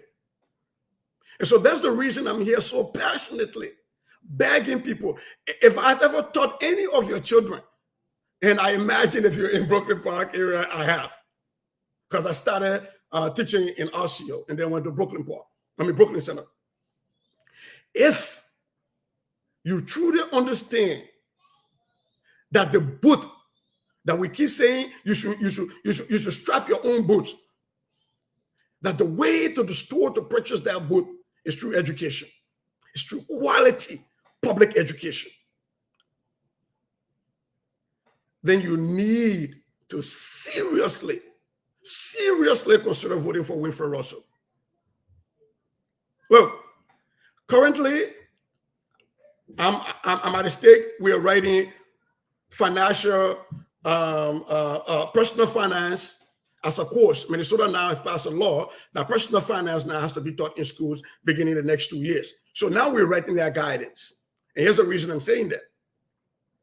Because there are some school districts that are already teaching personal finance because they have the resources. That is not happening with schools that serve a vast majority of our students who are Black and brown and new to country. So I need somebody like a Winfred Russell that will ensure that the government funds don't just mandate, but that the funding comes down. Because financial intelligence, financial literacy, how you build wealth is very important if we are going to break the circle of poverty that exists in the area that Winfred Russell is running to represent. I am very passionate when I talk about my school and my students, because for me, a Loma man from Lofa County, Zolowo, to be here as the director of mathematics in Minneapolis Public Schools is God, is education. We need our kids to have examples beyond what you see on TV of people that you aspire to be like. And one of those people is Winfred Russell. And so, real quick, I'm going to close real quick. When COVID hit, we sent all of our children home. We said, go learn from home. A lot of our parents didn't even know how to log on to the internet. I was teaching high school at the time. Winfred was a city council member. City council does not have control over education. But when I reached out to Winfred, the first thing he says is, how do we do this? We started making sure that we had internet affordability and availability for our parents. There is one quick example. There's an apartment complex in Brooklyn Park. And they had this system where if I live in building 3 and I owe cable bill and I left and somebody else came and rented building 3, the cable company would not give you cable. They will you were blacklisted because of the person who lived there before you. There were parents, community members that were going through that. Winfred was instrumental in making sure that we had hotspot available while we were solving that problem with the cable company. So I will tell you this. For those people who have a different political view in Liberia, different from Winfred Russell, I'll ask you this question. Who else is better qualified? Who else has done the work? Who else has the heart? Who else is going to sit at the table that they will not be tokenized because they understand the issue? And I see nobody else that is uniquely qualified and ready for this role than Winfred Russell. All right, thank you. I think we can get a question or two from Kev, and we will ask you now to come up with your information and strategy in raising the fund, because I don't know about it. Kev? Well, let me say hi to everybody on the platform. Mr. Russell. Kev, before you go on, let me inform you. This is about raising awareness by our brother, and also telling people to support his political journey. Yeah, it's not a fire burn or back-to-back politics. Yeah, please. Mr. Russell, how are you, sir? Yeah, I'm doing good. Thank you. You know, the last time you ran, I was against you because I felt that you, like my brother Isaac said, because I'm from a different political house in Liberia, and the former government. So I was against you because I thought you took side. But along the time, I get to know you from another platform and stuff. I get to know you, and I realized that you're a good guy. You're a good man, and you said it here, and you said you apologize for your stand. Apology accepted, and I think as a nation, Liberia, everybody should put their hands behind you and support you at this moment, because I think realize that at that time, you as a human, you took a stand. But I believe that helping one Liberian in Minnesota, you're helping every Liberian. And I believe that. So, and, some of us, because of folks that we have in Minnesota that listen to us, like the last time I called upon them, I would say that not to support you, and they listened to some of us, but now we're going to call upon them to, to actually, support you, because I believe, I trust your word. I get to know you, that you actually love your country, and you also will help folks in Minnesota a lot of good things. So I believe you would do a good job. So I would call on the people of Minnesota to put their hands behind you, and as the last time, you know what some of us did, and calling on our people to go against you. We did that, and but now I think I'm ready to to support you with what you're doing, because you realize that your stand the last time did not sit well with some of us, but be the bigger man, and you said no, I'm sorry, so we accept it. So for now, I'm not going to ask you question, because you said it all. I just call on the people of Minnesota to put their hands behind you. Only one thing you should do for me. Please don't tell Mr. Guyana to check my my educational background on social media. He said, please tell you. I will stop, Kev. I will not. That's all I got to say to you, Mr. Russell. Good luck to you. Thank you. Thank you. Okay, Fadiga, you can take over. I think we have the information already for the Cash App. You can take over. Have it all? All right. Yes, I got one burning issue I gotta ask before we. Francis, this is it, right? Look on the screen.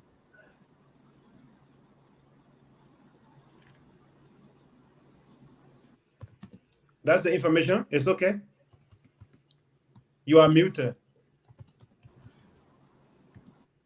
Yes, that's the information for anyone who wants to support. The number's there. They can send money through the Cash App and Zelle using that number. Okay. All right, Wilfred. One of the problems that I know was creeping. I know you mentioned only a little, but I want us to stress on it again, because it's very important for not only Brooklyn Park and Osceola, but entire Minnesota. Rent is freaking high in Minnesota. I think if nothing is done about rent in Minnesota, people are going to go homeless. The prices are just ridiculous. I don't know what benchmark or what are they using for especially for apartment. It's just too high. It's unreasonable. What do you intend to do to solve that problem? Or just pushing policies through to control rent. I mean, some rent control measures. We had one of our friends who happens to be a Liberian immigrant stock, Michael Elliott. He was in Brooklyn Center, and he was able to push through some rent control measures in Brooklyn Center. From what I heard, I mean, that has been very successful. So we need to come through with some policies like that. I mean, and I hope back home we can come up with policies that, like that too, where you control where you put a cap on how high a landlord can put can charge for rent, especially when people are not making so much money, they cannot be spending X number of dollars of their wages on rent. So I mean, those are some of the policies we're going to be pushing. I'll be advancing. I'll be interested in working with other legislators from this area and around the state to push some rent control measures. I also wanted to touch on that.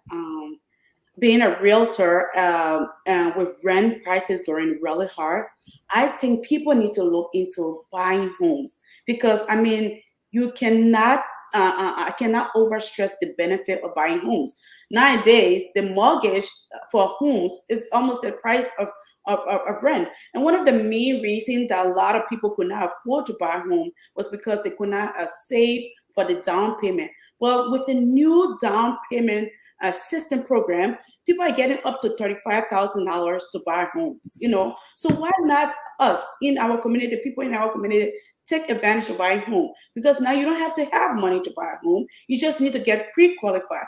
You get in touch with a realtor like me. I can help you find how to get into touch with lenders to help you get into a home. And you can be paying just probably the same amount you pay in an apartment, you can be paying it in a home. So I'm encouraging a lot of our people to look into buying homes instead of renting, because I'm sure most of them will be able to qualify to get homes. The benefit of owning a home is just huge than renting. And I know not everybody will be able to buy a home. That's why Winfrey has stressed that he hoped to put a cap on, on rent. But those who can buy homes, I'm stressing that you guys take advantage. Look into it. You think you may not be able to get a home right now, look into it. You might be surprised that you'll be able to get a home. And I'm willing to help whoever would like to venture on that path. Thank you to all of my folks in there. I just want to say I'm not in Minnesota. I left from there 5 months ago, but my heart is still in Minnesota. I will be back there hopefully before the primaries. But my folks out there, Brooklyn Park, Brooklyn Center, Ocio, that's my little hood. I call it my hood. You guys need to come out for Wilfred. We started this in Brooklyn Park, this awakening, and a lot of people are encouraged.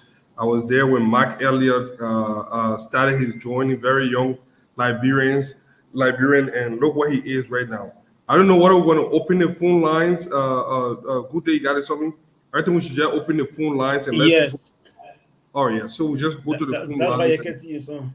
And they can again before we go, either Francis or the candidate himself or anyone can better tell us why people should contribute to this fundraising. Well, as I said before, the election aren't cheap. Everything about election costs money. And it's almost like things are twice the price for everything. You need material, you need literature, you need resources. You need to get people out there, even to door knock. I mean, you most of the time people are so busy, cannot volunteer the time to come out and if we had the resources, if we had the money, we could pay people. They got people you can pay that will go and do these things for you to go and do that. And you cannot win an election without getting to the voters in a one-on-one. You need to get information out to voters because not every voters are on social media or on other platforms to get this information. I've gone to knock on some voters though, and they weren't even aware that election was going on presently. So those are the voters we need to get to. We need to knock on doors and tell people that election is going on and encourage them to vote. So we need money to do all those things. It takes thousands of doors we need to knock on. So we need a lot of people on grounds to reach out to those people. Also, I tell people we need literatures. You need those flyers, you need like 20,000-30,000 of those flyers to hand out to people. And those things are not cheap. You need advertisement. As I keep saying, you can reach more voters if you have the resources to use, like newspaper ads. We cannot afford right now to do newspaper ads because it's too expensive. 1 week of newspaper ads going to cost you like $1,000 a week, and we cannot afford that. But those are things can be used, like even on social media, Instagram and Facebook. People tell me, oh, but just post it on Facebook. Well, it's not. When you're running a political campaign and have to put political ads up, it's different from you putting your Facebook video up, right? It has to get approved, and the prices to put those ads up are very different from an individual, and those things are very expensive, but they are very effective. If we can get some social media ads to go out to people, you open your Facebook, people are on their Facebook 24/7. So if we can get some ads up there, that would be great. But of course, those are very expensive. We have other ads like we can do in public places, but those ads to put them up to is very expensive. We need places where a lot of people gather, right? We need to put ads. We need to put things that would make them aware. We need flyers. We need poster. We need banners, and all those things cost a lot of money. So we are asking people, your donation will go far, because we can be able to purchase those things to get in touch with voters, to bring more people up at the polls. I mean, how many people is watching this thing today? I mean, even if you get 5,000 people, but how many people actually in the district that is watching us, right? You don't have everybody in the district watching us. We need to get to those people, and that's why it's important. We need to get people to donate so we can be able to reach as many voters as possible. Please donate whatever you have. Donate to this campaign. $5, $10, $20. We need it. So please come up, vote, and let's make this campaign successful. And as the guy has already said, we have the number up there for Cash App and Zelle that is used mostly with most people to donate. So just put in your Cash App, your Zelle, pick it up, and donate. A lot of people are asking, I really want to support the campaign. What can I do? And nowadays, I tell people there are two very important things you can do for the campaign. You can either donate to the campaign, or you can volunteer your time to go out and do a knock or pass a literature. Or the third thing, you can do both, right? You can do both. You can still contribute to the campaign and still volunteer your time. We would love that. There are a lot of people in this campaign that has helped us to do both. So we really like people to contribute. I would encourage people right now to call and donate and tell us how much you're donating, so people can hear and be encouraged to donate as well.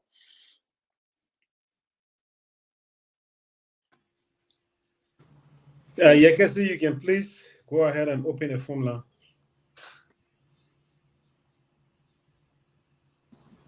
So like I sent you the correct number. I think I made a mistake. You can also send additional information like flyer or so forth if you want us to pull them up. Yes. Yeah, I think I missed, or I added one more number to the first number I sent.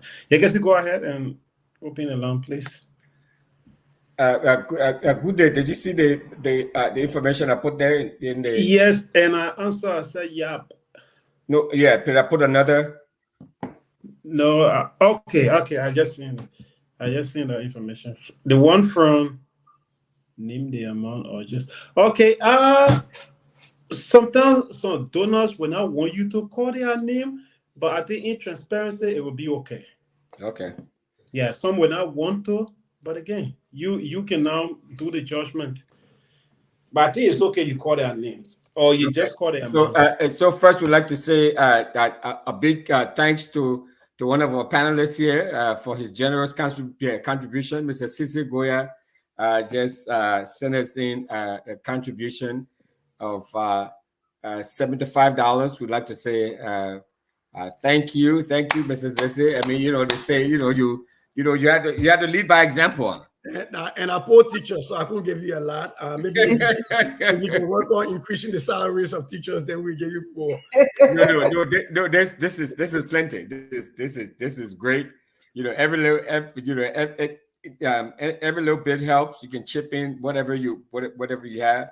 We also like to say thank you to Mr. Stephen Pay, Mr. Stephen T. Pay, for your contribution too as well. Okay. So as Francis said, the campaign is very expensive. So please chip in whatever you can, and we are very grateful to the Spoon family for doing this for us. Let's see how much money we'll be able to raise here from the Spoon. And I'm taking notes. We are at $75 right now. And some people, you don't even have to donate money. You can tell us, look, we can buy 20 flyers. You know, you can pledge to say, I will contribute to pay for 12 flyers. I can contribute to pay for 20 flyers, and and we can send you the link to be able to purchase those things for us. You can say, look, I will buy 20 shirts. I will buy 20 Winfred shirts for the campaign. And that would be great too. We will send you the invoice, and you can pay for that. But you know, you can also buy a T-shirt if you wanted to buy a T-shirt. How much are the T-shirts going for, Frances? The T-shirts are going for only $20, just $20. Well, we got some people that's donating here right now. We have George Cole. George Cole just donated $20. Thank you, George. Thank you, George. We have Richard Lapulo. He just donated $45. Great, Richard. And I know we got the attorney, yes, that's going to ask us to be making sure we're getting all the information on these people. Right, Becky? You need their name, occupation, address, and phone number. Sure, we are on that, Becky. Okay. All right. And anyone else, I mean, you can, Cesar, good day. I'll just be putting it in there, and you guys can send out Peggy, you all can send out congratulations to these folks. Just putting the basic information there. We have collecting the rest of them in the back end. Okay. So you can go ahead and take some calls.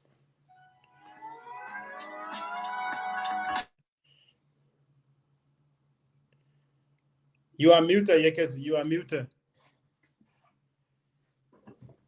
Okay, the numbers are 0777 771 077 1075 0555 101075, and shortly I'll be pinning the WhatsApp number on the screen so that you can call and make your contribution. All you need to do is just call and make a contribution if you write there in. I don't know what are the guy mobile money number for those who are listening.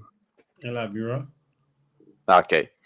All right. So let's just pin the WhatsApp number on the screen so that you can be able to call us. Is plus. So if you pin the WhatsApp number, we are not going to have access to the Cash App. You were. Okay, then go ahead. Yeah. Okay. Just to give a quick update, we at $240 right now. We just got another donation from Frances Woods. Frances Woods just donated $100. Okay, so that's a WhatsApp number there. You can call. Thanks everybody who have contributed so far. All right. Go ahead. Yep. So we are awaiting calls on a WhatsApp number. Once we have calls, we're going to take them. So you can announce the local number as well. Yeah, 0777 77 1075, 0777 77 1075, 0555 101075 are the local numbers.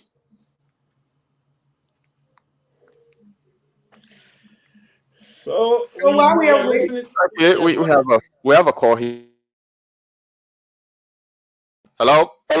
Yeah, I think the show late. Hello. Can you? Okay, go ahead. Your name and where you join us from? I'm Thompson. Thompson, you want to contribute to what's going on?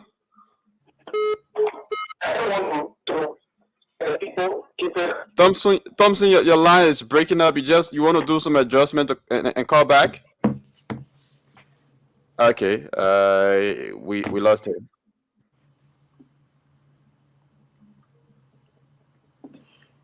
Okay, we listening to the team. I think they can give us another update if we have people donating. Yeah, I put it in there.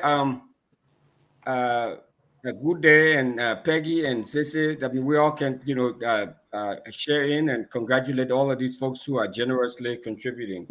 Campaign manager, we listening to you. My own foster brother Helmut Peter sent in $200. Winfred, this one you will win this election. You didn't get my foster brother sending you money. My brother Peters, thank you so much. I appreciate it. Thank you, Helmut. Helmut Peters, he sent $200. Thank you, Helmut. Okay, we have some calls on the lines here. Hello? Hello? Hello, your name, where you join us from?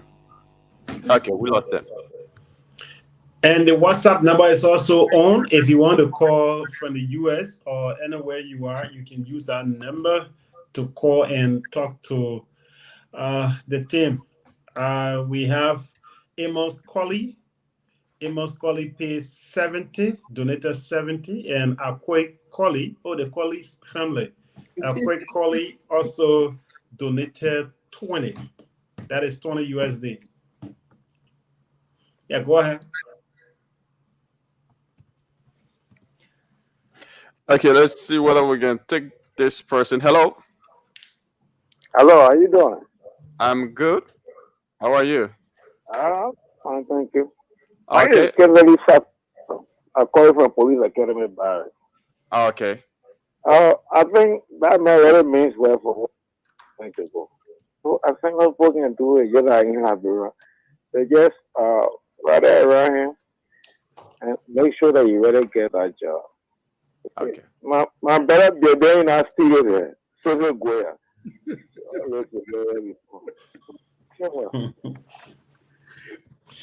All right. You contribute anything? Okay, he's gone. He's gone. I only here to support Winfred today, but I'm really sure about me. So. No, that's good. So we have more donations. We have a lot of donations coming in. Let's say thanks to everybody who are chipping in. They every little bit helps. So, Sissy, can you congratulate our folks who are contributing? I see Lee Smith. Thank you so much, Lee, for contributing $30. And it's going to go a long way. I see Michael Noah Mengu. Thank you, Michael, for the $40 contribution. Thank you so much. That will go a long way in getting a lot of literature out there, like the campaign manager said. Phone banking is not cheap. Knocking the doors is not cheap. It's really costly. So thank you so much. Okay. Assalamualaikum. Hello. Hello. Hello. Your name and where you join us from? My name is Mohammed. Yeah, Mohammed. Let's hear you. Kefal. Pardon? Kefal. This person is serious. Hello. Your name and where you join us from? My name is Precious calling from life. Okay, let's hear you. Go ahead.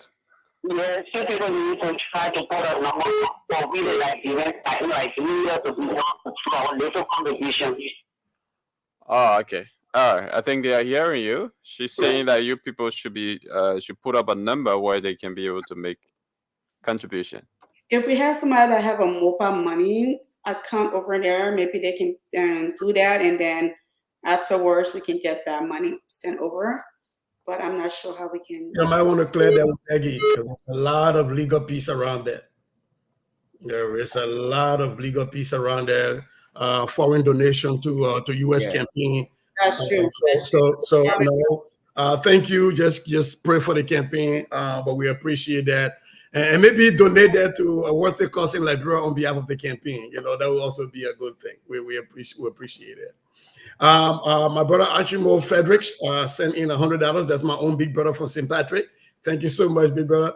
Saturday Yalate, thank you for the $20. Dennis Kaket, thank you so much for the $25. Thank you, folks. We appreciate it. Okay. We have a caller. Hello. Excellent. I'm saying. Hello. Go ahead. You say your name? I'm Muhammad Fahai. I'm saying. I'm picking I'm saying. Yeah, Mohammed, go ahead. I came here, I'm saying. Hassan Ana fi bit I'm saying. Mohammed, when I don't know, but I'm not understanding you at all. Okay. I think Mohammed has a different message going on. Joanna Freeman, thank you for the $50. Barbara Thorpe, thank you so much for the $50 also. We appreciate it. Thank you so much.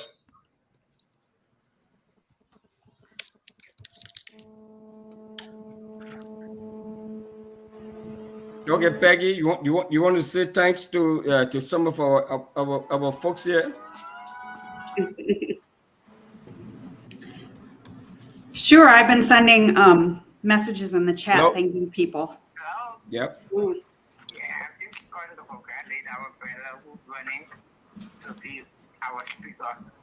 Thank you. Okay, thank you. Just send it to the cash app. We'll put your name up. Do they have the cash out on the screen over there? Yes, we have it. The cash app. I'm so sorry. So a lot of what you are donating, all of the money would be used, like we said, for purchasing T-shirts, purchasing ads for the campaign, getting our message out there. That's what we're using these funds there for. We are very frugal and very accountable. We ensure that every money that is donated goes to the purpose intended for why the money was donated. So we appreciate all of what you're doing. So Peggy, you want to take it away at congratulating some of our folks who have made a very generous donation. Yes, Winfred, thank you. I've been thanking them in the comments, and I'll thank them here again. So thank you, Francis Woods, Richard, George, Sissy, Helmut, Thomas, Okoy, Lee, Emmanuel, and Barbara. We appreciate all of your donations. They will go a long way to help us get Winfred into office. So there are some folks who don't want their names announced. And so if they send the cash app and they put in the messaging, let's be mindful of that. Yeah, so what you do, if they do that, just call the amount and forget the person's name. Yeah. Yeah, can we also get an update? How far we gone? How far we gone so far? Sure, I'm doing this. All right, so if you're just joining us, we are here. Basically, this is not a normal spoon talk where you're going to hear politicians talking. That's why the political commentators are not around. This is to support a cause, and specifically for those of you who are in America, Minnesota, you can join this and, make sure that you be a part of history making in order for you to say, yes, we push and we made sure that he got there. That is why he's representing us. And if he gets there and fail to do what you elected him, you can come right here again. We will call him to say, hey, you're not doing what the people voted you for. What happened? Is it that the Liberian pepper bread stay haunting you there? So keep sending your contributions in. We appreciate whatever amount you were sending. Let's join Frances. I think she has an update. Well, we are currently at $920 and people are still donating. We want to say thank you all for donating. Your contribution is so much appreciated. We have Eleno Davies who just donated $50. We have V. Conan who $30 and David Dennis just donated $75. So that has not been calculated. So we are over we're over $1,000 now. We are hoping we can get at least $3,000 today or more. So our goal here today will be raised $3,000. So let's see if we can make that happen. We are $2,000 away from that goal. And I gotta believe that the people out there are generous enough to make sure we reach that goal. And I trust Liberians, they are ready and prepared to make that history, because I see, this is one of the very first time that I see Liberians donating 75, 100, 50, 30, 20. Yes, I think it's okay. We appreciate whatever amount you have, $5, $10, whatever amount you want to send. Let's help to support a cause that, yes, tomorrow when we are traveling, when we are traveling to America, we will say, yes, our brother to the councilman, he's representing. So, and anything you can say, okay, let me dial his number and call his team and say, I need your help. Specifically for those of you who are in Minnesota and even out of Minnesota, you can still benefit from this movement if we are successful to have him out there. Thank you. Good day. Cesar, can you announce our other generous contributors? I want to say how grateful we are to all of them. Yep, because we are moving closer to that $3,000. Africa Surf Tour donated $100. And Matthew Daniels, thank you for donating $50. That's a lot. Thank you. That moves us closer to the $3,000 earmarked by the campaign manager. And good day, you said something. Just to be clear, and I'm sure Peggy have not cut this, a business cannot contribute to the campaign. It has to be the owner of a business can contribute, but not a business. A business cannot be the one. I see the reason I said that because I see Africa Surf Tour sounds like a business name. The owner of Africa Surf Tour can donate, but let's be careful. A business not eligible to donate. I think most of these people, they have Facebook names. The Cash App is set up in their business name, and I think that would be why. But we just need to get that person's name. And thanks for that clarification. Jenna Cully, thank you also for the $25. Good Day was making a point about, even if you're not from Minnesota. And this is where when you have good leadership, good leaders always mentor other people. And so having the person that Winfred Russell might elevate somebody else in Connecticut, in Rhode Island, to connect with him, say, hey, I'm thinking about running. How can I do this? And I'm saying this because Winfred has done it. Now, Winfred got redistricted out of his seat on the city council. If Winfred was truly just greedy and all about him for the power, he would have just rented an apartment to be in the same district and he would have won his re-election hands down. But what Winfred did was to go down and say, okay, I'm no longer in the district, but I'm going to look for people in the district that I can mentor, that I can help to run. Hence, we have a Liberian running for his seat today, only because Winfred made that phone call and said, hey, you should run for this seat and I'll help you. And so this is not about Minnesota. Like I keep saying, if Winfred was a Ghanaian or a Nigerian or a Caucasian, I would still vote for him because I know what this brother is about and I know what he's done. So please donate to the campaign. Please vote for Winfred. You will not be making a mistake. As a matter of fact, you will be taking a serious step towards changing stuff in Minnesota. Vote for Winfred Russell and support the campaign, please. Yes. And not to forget, people that voting has already started. It's Monday through Friday, 8 a.m. to 4:30 p.m. at the Brooklyn Park City Hall. So make sure, look at your calendars, see the days you have off, pick a day, and plan to go and vote. Go and vote. Early voting has already started. If you're in Brooklyn Park, it's at the Brooklyn Park City Hall. If you're in Osseo, it's at the Osseo City Hall. Monday through Friday, 8 a.m. to 4:30 p.m. Go and vote. Cast your vote. The sooner you cast your vote, the better it is, because you don't wait until the last day, August 13th, and then something happens. Because it would be very disappointing if you really truly wanted to vote and then you waited until the last day, August 13th, something happened and you cannot make it at the polls. You would have lost that vote. So I say play it safe. You have the whole month of July to vote. Go and vote. Plan to vote. Put it in your calendar. Say, what, I'm off on Tuesday. I'm going to vote. And it takes literally 10 to 15 minutes to vote. And even if you're not registered, you can walk in, you get registered right there. That's the beauty of Minnesota. They don't tell you, say you have to register like a week before, a month ahead of time before you vote. They say just walk in. We can register you right there, and you can vote right there. So please go and vote. Voting has already started. And we know Minnesota weather, right? So double by that. Thank you for the $20. We know Minnesota weather. It's on timing.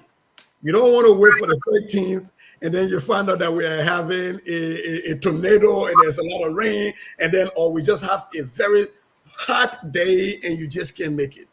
Now is the time you're in control there. Just get out there, get it done with, go and vote. For those people that don't live in Minnesota, beyond contributing financially to the campaign, another thing you could do for us is just share the flyer on your Facebook page. Yeah. If you can do that for look, I'm saying I ran for city council before, and I know what that means to have people out of your district posting your flyers, because you are friends with people that might be in Minnesota. You might not know. So please, if you live outside of Minnesota and you cannot vote, we need your financial support if you are in the U.S. And we also need you to just spread it on your Facebook pages. Just even if you're in Liberia, you can spread it on your Facebook page. Okay, so that's the one thing you can do for us. Please just share the flyer. Just share it in all of the groups you're in. Just share the flyer. That's a way of helping us spread the message. Yes. A good day. How much longer do we have to go? Is it 15 or how many more minutes do we have to go to the end of this? Probably maybe like, let me see the time in Liberia is 10. Let's say about at least an hour. Oh, we got a good time. So people, Okay. there's the time to vote. So Yeah. Yes. You ready thinking about this voting? voting on my mind. Yeah, so please make your donation. The number is 763-283-1859. It is running on the screen. You can see that there. Like we said, we need resources to get our message out to the voters. While they're showing up to vote, we need every vote to come to us. So we need to get the resources to get the information out there to you, so that you know the issues that we'll be fighting for when we get to St. Paul, to the state capital, and how we'll be able to fully represent you. But we need money to be able to get the messages out to you, to prepare the messages, to get them out to you, and so we can disseminate them far and wide. But we need you to please step up and make your donation. Peggy, what do you have for us? Someone in the chat is asking for the flyer to share. So I can send that to you right now, Peggy. Okay. What?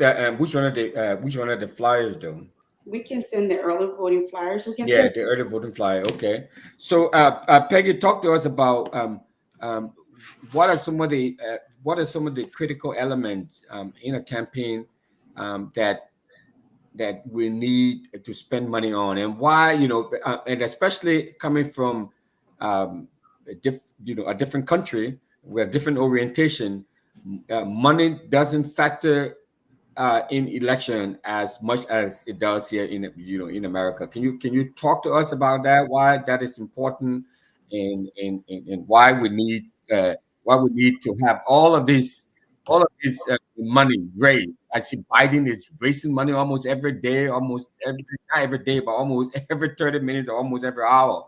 Also, they're trying to raise some money. They don't. It doesn't seem like they can get enough of raising money and all of that. Why is money so important in American elections?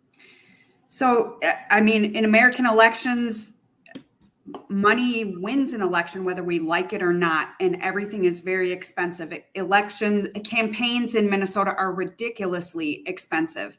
I mean, the president spends millions upon millions upon millions. We're not going to spend that much, but it's still a lot of money.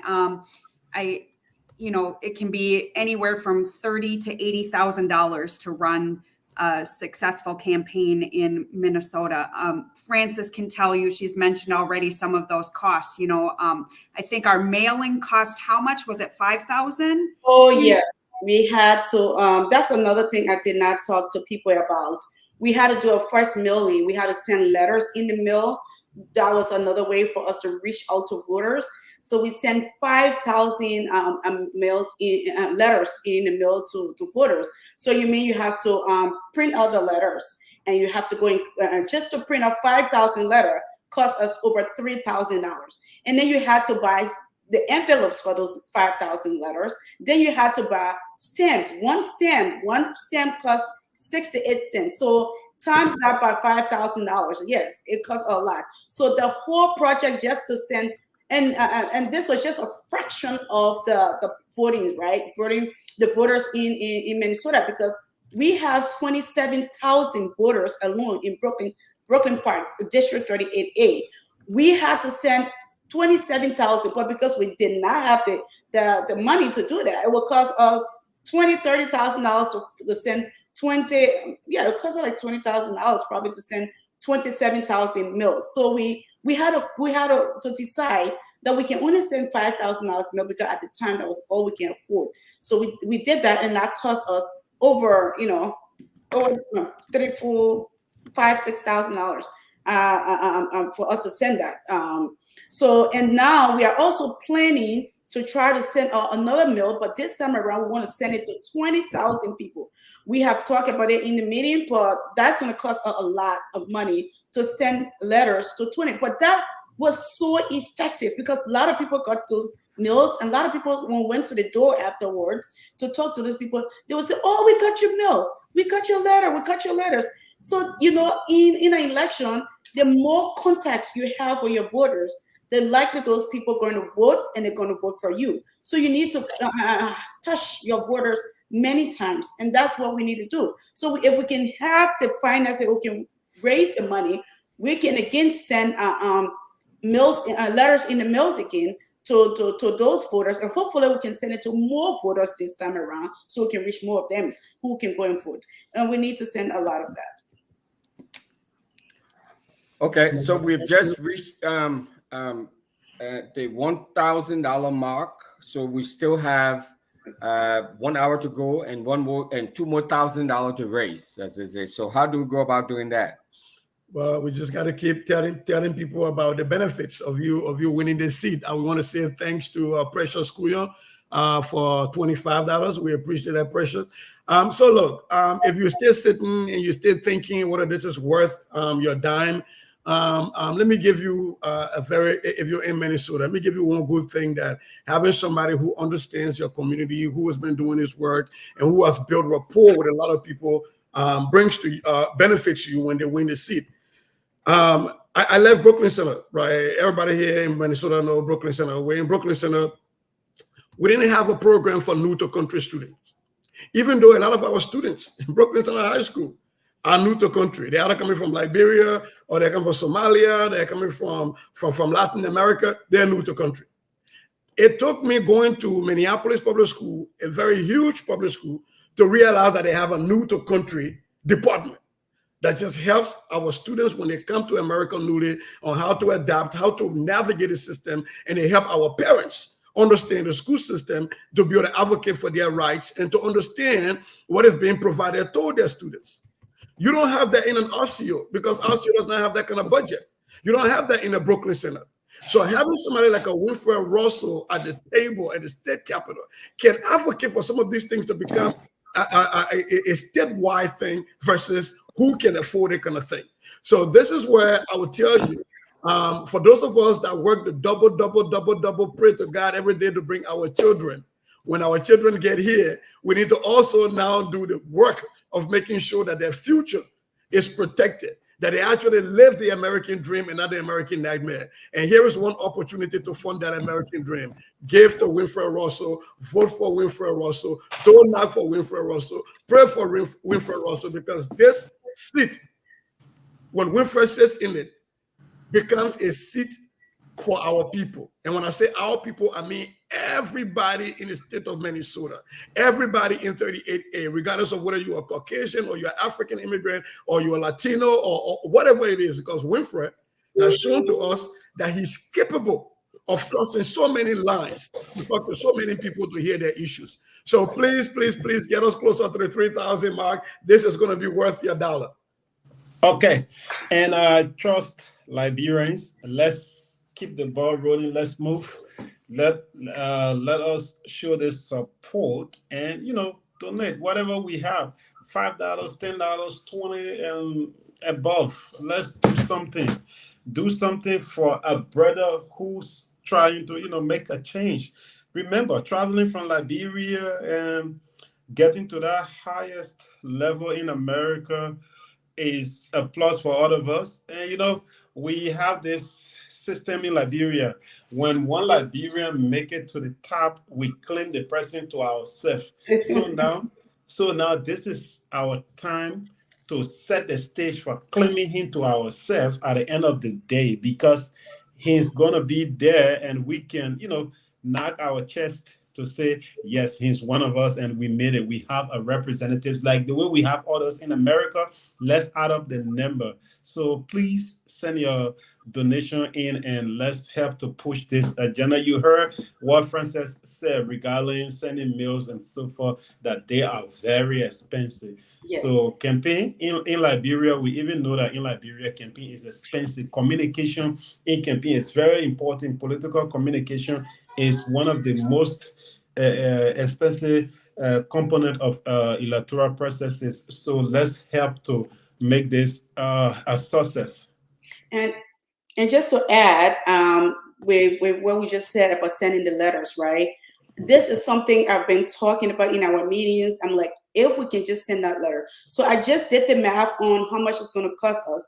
If we're going to send 20,000 letters to 20,000 letters to 20,000 voters, we will need 19,600. I know that's a lot of money, but depending on how much we raise, maybe we can even send 10,000 voters mills, so that we can cut that money in half.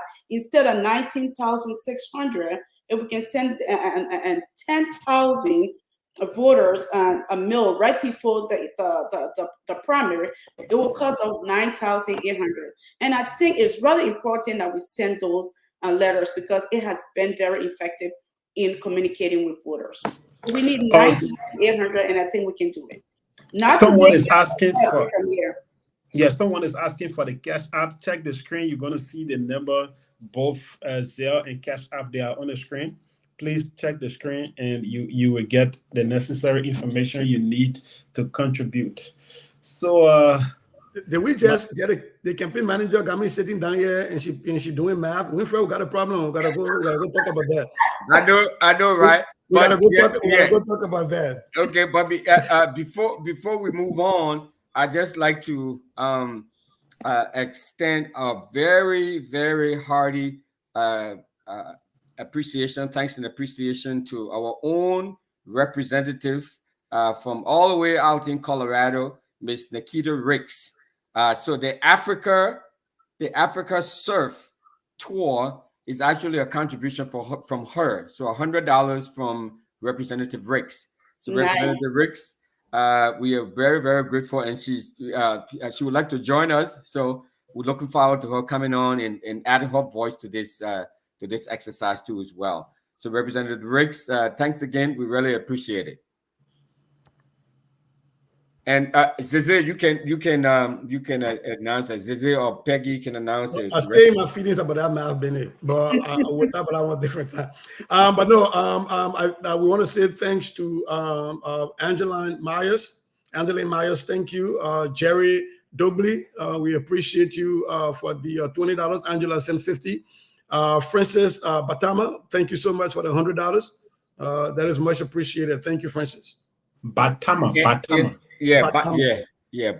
Yeah, and Francis, we again would like to say that thank you. And Francis made his donation via Zelle, so you can also use Zelle and Cash App. And so the brother called all the way from New York. I would like to say we are very grateful and very appreciative of your contribution. And people can still, the lines are open for people to call. I mean, if they just, please call. We would like to hear from you. We'd like to talk to you. So the lines are open. Please call. Yeah, if you have any questions for me, if you have any concerns, please don't hesitate to give us a call, and we can talk about them. If you have any legal questions or so. We have an attorney on stand tonight. She can answer those questions. No immigration questions, though. Any other question, about the flood is no way we cross. Answer that. And if you have any questions about, your algebra, your trigonometry. I forgot to do math today. I only here for a campaign. So the money is math now. So we got to make sure that all of this stuff adds up. But this speaks to something though. You got a realtor, you got an attorney, and you got an educator, all coming together to support a candidate. That should tell you something. That should tell you a lot. Yes. That Winfred has the ears of so many different views. He doesn't have to know everything, but if it comes to housing issue that he's worked on before, he can still lean on somebody who's working in the field, a realtor. If he has legal questions and other stuff, he can lean on an attorney. We talk about education a lot of the time. So this is a well-rounded candidate that we're bringing to you and telling you, please help us put him in the seat. But I would like you to answer one question, Winfred, because I don't want to be the one to answer that question, even though I know the answer. Somebody just asked me, what is the max they can give you? Let's turn that to the attorney so she can answer. That's a legal question. $1,000. So altogether, so you could donate some now, some later, but it can't be over $1,000. If you hit the $1,000, maybe your spouse donates or your cousin or whoever, you can keep it going. If you have a business that wants to donate, we had a business that wanted to donate. And what we did is, we can't take a contribution from a business, but the people that own the business or work in the business can donate. And so a husband, wife, and their children each donated $1,000. And so they were able to get him the money they wish to donate. You can donate $20 in cash anonymously. And you could do that every time you see him or talk to him. So he can take $20 in cash anonymously from anyone. And Cash App can be anonymous $20. Thank you, Peggy. And we like to say how grateful and appreciative we are for Waterside Market. Molly Camara and his team there at Waterside Market, they've been extremely generous to us. That's like our base. That's like our nerve center right there. Waterside Market is where we meet. It's the meetup spot for us. Even though they have some nice food, we get some food and stuff there too as well. But they were very, very supportive. So we'd like to say hi there and give a big shout out to Molly and the crew there at Waterside Market. They have generously supported this campaign and continue to do that. Well, not only they've done the max financial contribution, but they also have volunteers going out and helping us to get the message out there to the mosque and to other places that they've taken the message to. So we'd like to say thanks again to you, Molly and your team. And to our brother Carlos Smith, I thought you were joining us today, Mr. Carlos Smith, for your very handsome contribution. We are very grateful, very appreciative of you for your contribution you made to this campaign. You can rest assured that all of the funds that you have contributed and everyone has contributed here today, those funds will be used for the purpose intended. And that is to get our message out to the voters. That is to get voters out to vote. That is to ensure that we have rides, what is Uber, what is Lyft. We have rides for people to go to the polls to vote. Early voting has started already at Brooklyn Park City Hall. If you need a ride, please let us know. We'll pick you up. The number is on the screen. You can also call that number if you need a ride. And we can take you there. We want to take as many people as we can on Monday. So please let us know if you are available and you're willing to go in on Monday to vote. It's a very easy, straightforward process. It doesn't take that long. You need your ID. You need a bill from home. And somebody too can vouch for you, right? At least Peggy, if they don't have an ID or driver's license, they live in the district and they wanted to vote, what are some of the things they can do? What are some of the steps that they could take to alleviate that hurdle? Sure. So you're correct. A registered voter within the district can vouch for someone and say that they do indeed live at their address. I think it's either 7 or 8. I'll look that up in a moment here that you can. So like Winfred could vouch for 7 or 8 people. I'll look up the exact number, but there is a limit. If you need someone to vouch for you, please contact the campaign. We'll make that happen if you can't. Thank you, Peggy. Zeze, I think we have some contributors. Yes. I think we have Zach Lloyd, $30. Thank you, Mr. Lloyd. We have Dotu Pupa, $50, and then William Pato. Thank you so much, William, for the $75. All right, so please keep it coming. Good day, are you there? We're still taking calls. The people still calling in. If you're calling in, the numbers are also on the screen. You can use to call in if you want to be a part of the show. If you want to, if you have questions to ask us, if you have any sort of concerns you like to bring to our attention, we will try to address them. And I know a lot of people are curious about what what have you done for us? I mean, you are in the city council. What are some of the things that you've done? I think Zeze Zeze has clearly articulated some of those things that we've done, like providing food for during COVID-19. Francis has also talked about that, some of the work that we've done over the years in the community. Peggy and Lisa too. They've also spoken to that. But if you have a particular question that you would like to ask us, please don't hesitate. Give us a call. Good day. I think they took the number down. But I think on that issue, a lot of people don't know that you have had your hands in so many things that have happened good in Minnesota, and especially in the Brooklyns. Because you just briefly touched on that. So let me expand on it a little bit on the food issue. So I am a board member of OLM, Organization of Librarians in Minnesota. That is not why I'm here, but I'm saying this to say that it was because of Winfred during COVID when we started distributing food, and he wanted to make sure that we didn't just distribute any food, right? He didn't want us going and giving pasta to Liberian people who know that our food, right? And I'm about to talk in the real Liberian way. But before you go, have you called Lloyd and others? Yep. We have additional up to William Pato. So now we have Joseph Daniels. Yep. So Joseph Daniels gave $30, and then Orita Foyer gives $50. Sorry if I mispronounced your name, Mama. And so Winfred made sure that we were getting culturally appropriate, culturally sensitive food. So we're distributing sardines with rice, with plantain, with canned palm butter, right? We were giving things that our people actually eat, and it's because of him. And it's also because of his work that you have a food bank in the church on Brooklyn Boulevard there that provides African food to our people who need food.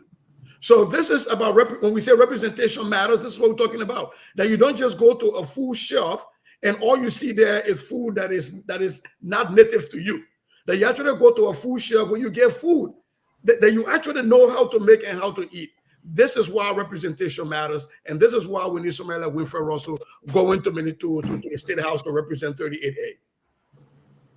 Okay, we have two more donations there. You can go ahead. Good day. Okay, we have Inna Blosso, 30, Josiah Sna, 20. Thank you all. So can we get another additional update about the amount raised? Okay, right now we have raised, even though I'm not the math teacher yet or the math person yet, but I'm gonna take this on. You are forgiven for today. Go ahead.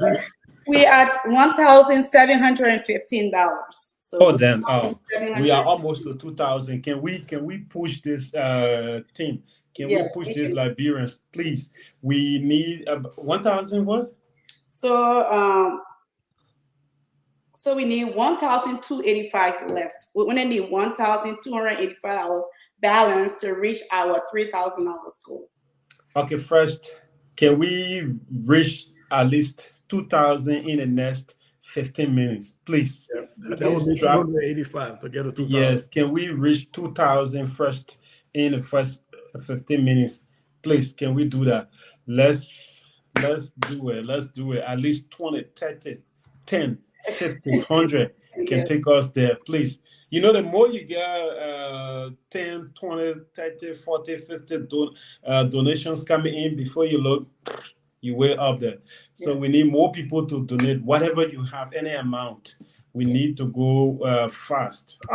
We move far. While we're waiting for that to happen, I wanted to expand on what Zise Goya was saying earlier. As he said, he's one of the board members of the Organization of Liberia, in Organization of Liberians in Minnesota. A lot of the times, as WinFred campaign manager, I have gotten people to come up to me because I think some people get confused that WinFred isn't part of the OLM. People believe because WinFred has been one of the community leaders to think that he is as part of OLM, and I keep telling them, no, he's not. He's part of the community, but not a board member or in any way part of OLM. But then they will say, what have OLM done for us? OLM has not done for us anything. And then I will respond, well, that's why we need your vote, because OLM needs money, funding, to be able to do the work that you guys want, right?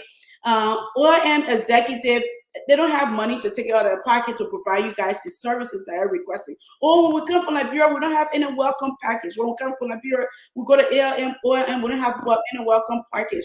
We come from Liberia, we need housing, or we need assistance with clothes, or we need assistance with money. Just for that few weeks to start off, we have no assistance.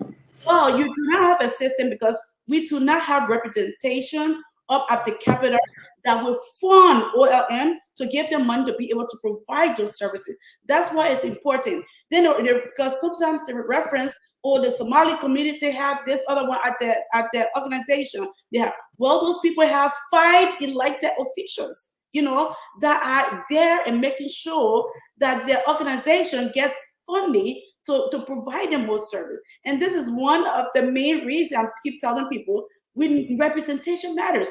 We need representation, not only WinFred, because WinFred is one vote, right? So after we have elected WinFred, we need more people on the table so we can get more funding to provide more services to the community. So are you guys getting this? Why it is so important to have somebody at the table? Because the Somali people on our table, they're not going to be advocating for your community to give them money, to give money to your community. They are advocating for their community. So that's why we need people like WinFred Russell on the table to say, look, we need to give our Liberian organization this amount of money so they can be able to provide new arrival services, so they can be able to provide other community services that our people need. And the people in OLM don't have that money to come out of pocket. They are just like you, working and trying to provide ends meet for their family. They don't have the kind of money that they're going to be buying things to give to people that just come in, or they're going to be funding different services we need. Every organization that you see that are providing services to the people, they get funding for either NGO organization. Most of the fundings come from the state. And how do they get the fundings? They get it by having representation. So when you talk about what is the benefit of electing WinFred, that's one of the main benefits. So our community can get funding, resources to be able to provide it to you all that need it the most. Okay, thank you. And we are moving. We want to reach at least 2,000 before even the first 15 minutes after we made our pronouncement. And I think we're moving there gradually. So Goya, please go ahead and mention I think how many donors, 3 to 4 or what? Absolutely. Last time you stopped at Josiah, right? So yeah, I stopped at Josiah. Aaron Toll, thank you. You made us get closer to their $2,000 limit. Aaron just sent $25. Mustafa Soni, thank you, Mustafa, $25. Roland Canoa, Roland, thank you so much for the $30. Claudia Hodge, thank you, Claudia, for $20. Joyce Tete, just give us $20 also. Thank you, Joyce. And Bendu Wa gave us $50. Thank you. Thank you so much for living up to the challenge that Good Day put out there. Let's try to get it to yes, to our lady, where are we? Because we have a set target. Where are we now? I am getting that number shortly. Give me a minute. Okay, one person please drop at least before the 1 minute elapse. One person please drop small thing. Yeah.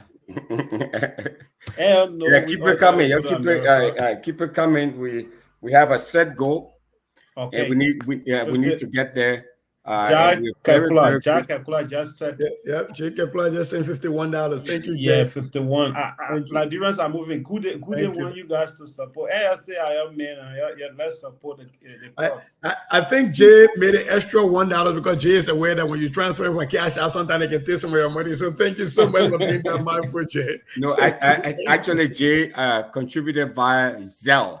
So the folks who are contributing both on Cash App and Zelle. So Zelle, many, Mustafa, Roland, all of them contributed via Zelle. So we are very appreciative, very grateful. Thanks a million for chipping in here today. It means a lot to us. But we also like to, Frances, Peggy, and Cisse, we really have to say a big thank you to Stanton, Witherspoon, and the Spoon TV family. Good day. And all of you folks for the platform to raise some funds for the campaign. We cannot tell you how grateful we are for you allowing us to do this. Thank you. Okay, thank you. Francis is almost to finish. Please, I need one person to at least say small thing. Yeah, at least before she comes out with that pronouncement. Let's reach the set target 2,000. So that I can call a small thing good. You get stress on it. Yes, small thing. Let me tell you something. About 99% of the folks there, they are my people. Now, if we just give them a chance, they will jump on my shoulder. So at least I want to get something from them when they come in at me. Yes, that's it. As soon as you give them a few minutes, everyone come and jump on me here. So before they get there, I want to get small thing from them. Small thing, Victoria just sent 20. John Jala donated 50. 100% I can. John Fala. Yeah. John Fala, rather. I don't want to talk before Francis tell me you crossing from me, but I'm very sure that we are in the 2,000 or above. I'm sure. Yeah, I'm sure. This is what we need. Thank you so much. You guys are doing well. At least when I do my posts and things, you're coming on air. I will not talk. You already contributed. So go ahead. Update, we are $2,056. $2,056. Okay, wow. We just received 50. We just received another 50. Go ahead. Maria M just sent a $50. Thank you so much, Maria. So let's see. We are nearing the time, almost about. Let's put it down to 37 minutes. At least we have to get prepared before we leave. So we have less than 40 minutes to go. If we can reach 2,000 plus, I'm sure before even 20 minutes of the 30 minutes plus that we have here, we will be around 2,005 or 3,000. Can we do it? Yes, I know we can make it. So please help us. Small, we can go. 20, 25, 50, 100. Everything will help us. Please help us tonight. We need to support a Liberian brother. Let me tell you people something. I've been in Poland for like 2 years, but you guys will come and say, I've been here for 5 years, 10 years. I'm in school, I can't graduate. I agree. Hey, anything you say, we agree. So you send your donations in at the end of the day, so we all can come and join you people there and celebrate this victory. And we will come right here we know he will be, so we're not saying if he win. We know he will win. We will come here and tell you, yes, you did it. You supported us, and we were successful, and he made it today. He's a part of the system there. So thank you. And he will come back. You know he came back, right? The first time he came here, he came back. So this time around, if we get him there, he will still come back and appreciate you. At least you can take a proud and walk in the street and not get chest and say, I am a part of it, and yes, I contributed. This is my evidence. You know the reason? One of the reasons why it's good to support politicians is when the person starts to mess up, you can pick up your phone and say, hey, you, my friend, this is the amount I sent to you. You did not get there because of your own money. I contributed, so you have to do it. If you cannot do the job what we elected you for, we will go after you. And you know what? In Liberia, we say, put your mouth to where your money is. That will help. Go ahead, Frances. Well, yeah, we still at we are $2,156 now. Okay. So Goya Uloma? Yep, from Zolowo Zaza district. Oh, Valezi. Gila no vote. Get Tiolo, Rosso Sogla Laula so. Okay. Folks are always astonished at how long I've been here and how I still can fluently speak Loma. Man, how you manage? I said that was because I kept because you were already mature before leaving. Yeah. Last time I was teaching math in Loma, and some of my buddy coming like, "Do you do that up to teaching Loma?" Well, yeah. So, but yeah, that's why I was happy when Peggy picked Lofa County. You know. So, Peggy, how did you get the connection with Lofa? I have a big butt. I'll just say it. That's the connection. I've been to Liberia twice, but I didn't actually go to Lofa County. But that's what people said, and I went with it. And you speak Loma well?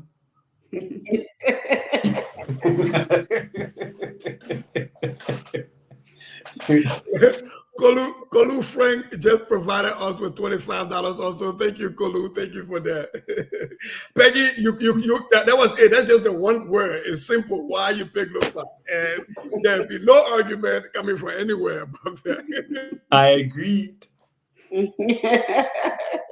I agree with everything you said. So we moving.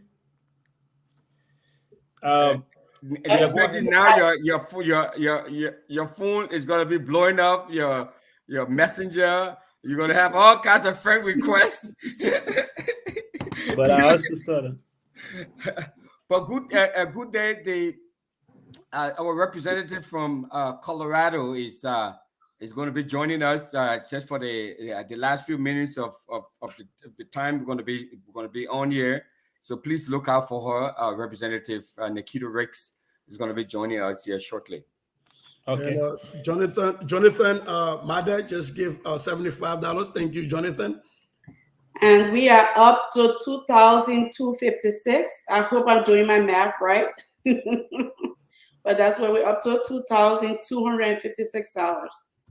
We have the mathematician verify these numbers. Yeah, before we go, at least in about 10 minutes time, we will allow you and the rest of the team to do overall review, and then come up with the final figure and announce to them. Amos Kennedy just donated $100. That's going to take us above 300. I know if we will not reach the 3,000, but I'm sure we will reach. But at least we will be close to it. So please continue contributing whatever amount you have. We need your support. What you said, we will definitely reach that. I mean, people. Yeah. I mean, people are getting so generous and just so hopeful. I'm telling you, so excited. So we really appreciate all of your contribution $5, $10. Thanks for chipping in from all over the place. We are to you. We are very, very, very appreciative of your contribution. We know things are tight for everybody. You know, campaigns are expensive, and so we are very appreciative and grateful for your donation here today. Your very generous, kind donation here today. We're very appreciative. You know, I strongly believe that when the time comes and we haven't reached that number, somebody will just volunteer to give the rest of the money to make sure we reach that. I've had that happen before where we were balanced $700 at one of the fundraiser. We had set our goal, and you know, somebody say, no, we have to leave from here today with that number. So I'm going to give the rest of the money to make up for that. So hey, I'm hoping and I have faith that we will reach that goal of $3,000. And basically, how much we need to reach 3,000? Huh? We need only $644. Only $644. We need. Who knows? Wow, we can do that, man. We can do that. Come on, folks. Come on, folks. Keep a little over 600. We don't have a lot of time left now. We don't want to overstay our time and this opportunity that was given to us by the Spohn family. We don't want to outlive our welcome. Outlive and our welcome. So please make your donation as quickly as you can. The number is 612-283-1859. Every little bit helps. So please chip in today. Please chip in now, actually. Yes, we can do it. We can reach that mark. And I also want to continue to remind people, if you're out of state or you live out of the district, please know that you can be a part of the campaign by calling friends and family and relatives you have in this district and encouraging them to go out and vote. Make sure, like I tell people, adopt somebody. Say, look, I'm not in the district, I'm not in Minnesota, but I'm gonna make sure I get 5 people to the poll. So I'm going to make sure I call these 5 people that I know in the district, that I know in Minnesota, and I make sure I will be on the bike every day until they vote, until I see them vote, until they tell me they have gone and voted. Then I will say, you know what, I have contributed to this campaign because I made sure 5 people voted. So we need to do that. Oh, representatives here. Welcome, Representative Ricks. It is so kind of you to join us at a very short notice and for being a part of this. Please, I'd like to introduce my team to you. Ms. Frances Tyler is our campaign manager. Ms. Peggy Larkin is the attorney working with us, helping us, supporting us. And Mr. Cici Goya is a math teacher. Is a community leader, a member of our community organization. He serves on the board.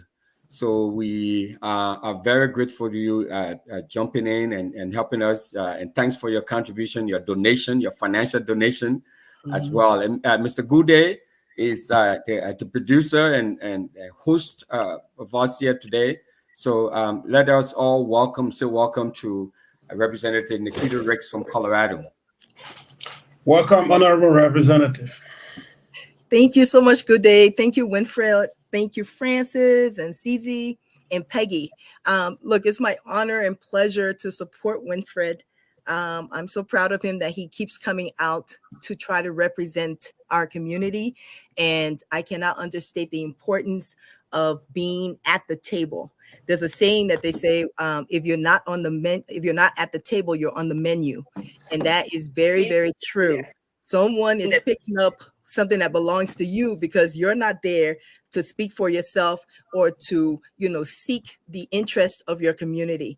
And Winfred has served on city council He brings experience already in public service and in the state of Minnesota. So it's really a really, really big honor for you Minnesotans to have him stepping out yet again to say, hey, I want to represent my community. Last year, I was in Minnesota and I spoke at a couple of different events. I think there was a Independence Day event and some other things that I was asked to speak. And I had so many people say, oh, we're so proud of you, Representative Ricks. And I am proud of Russell. And all of you need to be proud of him, to step up to support him, because he keeps coming out regardless of what happens to run. When I ran 3 times before I got elected. Wow. But I kept coming because I knew that I had something to offer my community, and to be a voice for so many voiceless people who don't have representation at the table. So again, to the churches out there and to our pastors out there in Minnesota, we have so many Liberians. I'm asking you to step up and to encourage your people to vote. It's so important. When I was there, I heard about an election that happened. And in this election, they said only, I think there were 500 people that showed up to the polls. And the person that won by 3,000 votes or something like that. And that's just because of the numbers that we have there. That's just a travesty that, that person who ran, I think they were from the Liberian community, that we did not show up to support our own. And when you have a voice at the table, you have the main campaign manager right here. So. Oh, really? Okay. Okay. Well, Mr. CZ, you can probably share some more information on how that went down. But the important thing is that we cannot make that mistake again. And I don't want us to make that mistake. I'm imploring you. I'm asking you. I'll hold your feet. I beg you to out and go help Winfred. Knock some doors for him. Okay, give $25. It's a cup of coffee. I mean, do something to support your own. Because when you have that voice at the table, that voice will make a difference. He can speak regarding, whether it's taxes, everything goes through the state house. Everything is impacted by the state house. So whatever your biggest needs, if it's home ownership or it's jobs, training, whatever the thing is that you guys are looking, you will have someone that you can do that can be at the table to speak for you. But not only just Liberians, I mean, for the general population. I speak for everybody in my community, and I don't even have the numbers that you guys have there in Brooklyn Park, the Brooklyn Center where you're running. So please don't sit on the sidelines.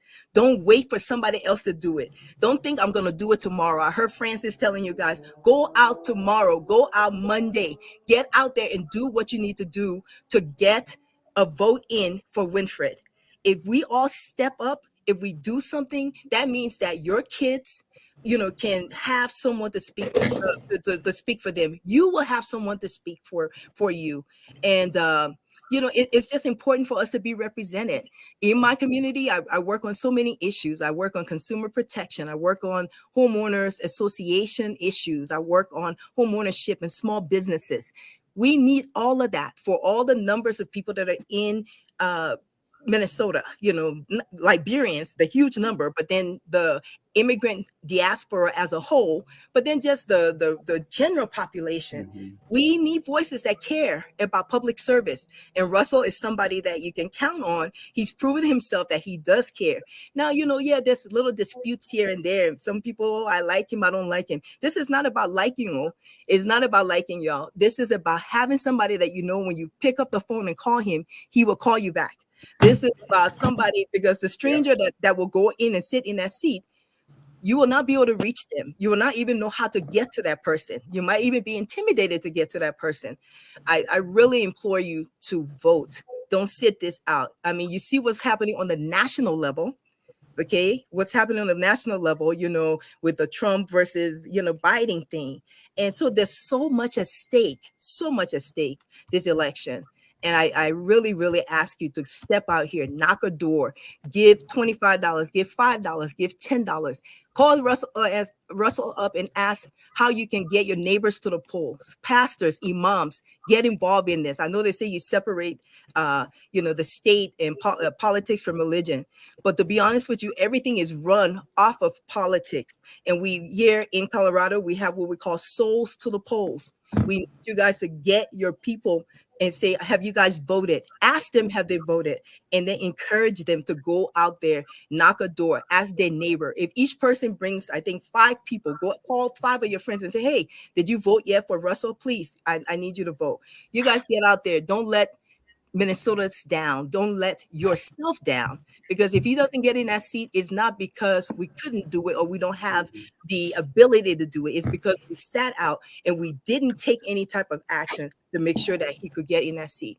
And please give today. You need to give him. He's been talking about mailers. Mailers are important. You know, any type of communications that you can give to the voters so that they keep seeing your face, whether there's a postcard in the mail. Maybe you guys can even volunteer to do like 100 postcards or more postcards to get him to just to get some stuff. You can put postage stamp on that and get that to have his name on that so people can keep seeing his name. Letters, mailers, you know, Facebook ads, all those things cost money. I'm in the process of running for my 3rd term now. Okay, we have to run already. Your third time already. Term. Okay, so I've been in the state house for 4 years already, and I know that there's so many things that I've had the ability to weigh in on that our community would have been overlooked. When you're there and everybody around there looks the same, you know, and they don't have immigrant voices, they don't have diverse voices or people from the community that can speak. They just kind of overlook us. And I know that my presence there has made a difference. So it's not an easy job at all, guys. And here in America, it's not glamorous. Like, you know, I'm a state representative, but you know what? Guess what? I get paid $40,000 a year here in Colorado. So it's not a whole lot of money. Nobody's going to be getting rich off of anything. I am a public servant.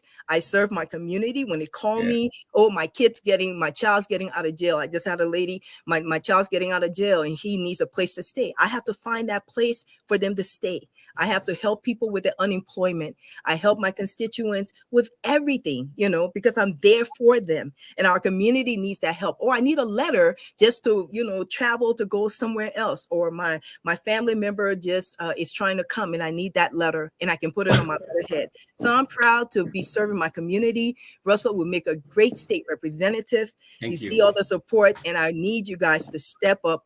And please, let's make it happen. So next time I come to Minnesota, we got Representative Winfield Russell there, you know, and he can be there proudly serving, you know, the community. So, Thank you know, you. yes, you're welcome.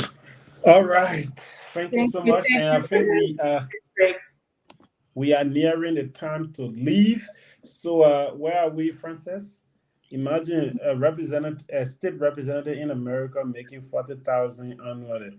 That's just almost like vehicle price for our people. Don't bring out of here. They'll move away. I know, right? I know, right? That's one car for one of the people there in there, or less than, not even enough to buy a car, honestly. I know, right? We're apologizing for his campaign statement. 40,000. Wow, buying car. Anyway, we want to be grateful to Felicia Gibson. A donation. Do you want to announce that? Emmanuel Freeman. Oh, you already announced it?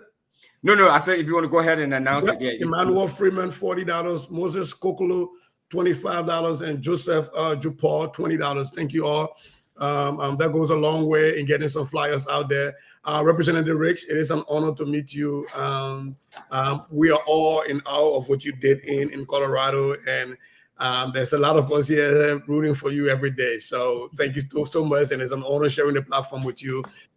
We follow you, so thank you for all you do. Thank you. It's an honor to meet you. I think this is my second time seeing you on this platform. You appeared here before, right? Oh, I have. Yeah, I just did the Africa Surf Tour, and I've been on Spoon before. We did some stuff during COVID. Yeah, and you know, I want to just thank Spoon again. They're always generous with their platform, always willing to help to make dreams happen for people and to make things happen in Liberia and around the world. So thank you so much for all that you guys do. All right, thank you. So Tim, we are asking you to please take us to our set target. We have less than 20 minutes to go. Please help us. Less than 20 minutes. Okay. Yes. Right now we at $2,461. Okay, we need at least a little over 500. So please help us to take us there. One person can send out 500. I know somebody out there can do it. Yeah, I know some people out there can do it. Right now, Yes. somebody can do it. We need $539. That's all we need. Somebody can do it. $539. Or two persons can do it. 250, or 3 person, maybe 100, whatever. Please, let's do it. Let's do it. Let's move.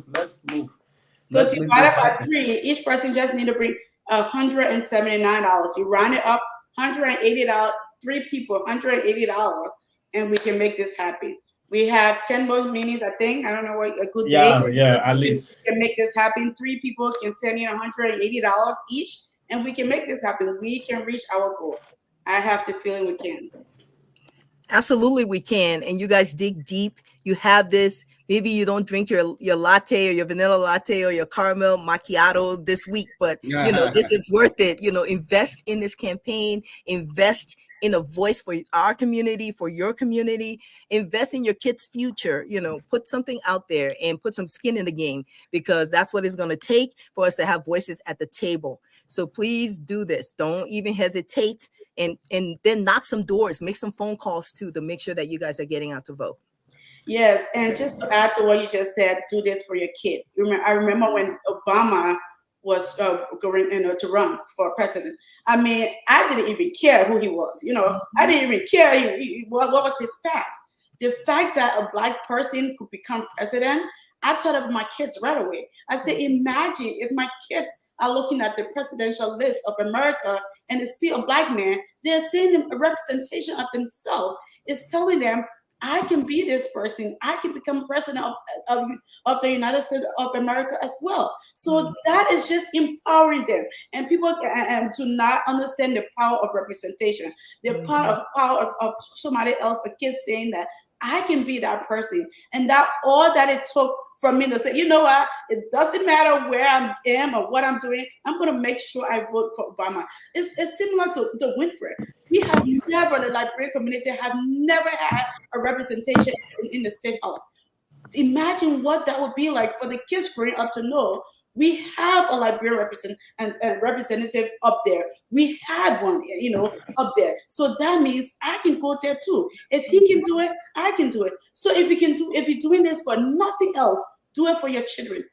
Vote for Winfred, for your children and your grandchildren, to have somebody to look up to represent them, that they can say, you know what, there is somebody that is like me. So do this for your kids. So, Representative Ricks, this name we just got a really nice, kind, thoughtful contribution, but I don't know how to pronounce that name, so I want to pass it over to you. Okay. Where is it? Where do I see it? It's in the chart. It's in the chat. The private chat there. Okay. You see that?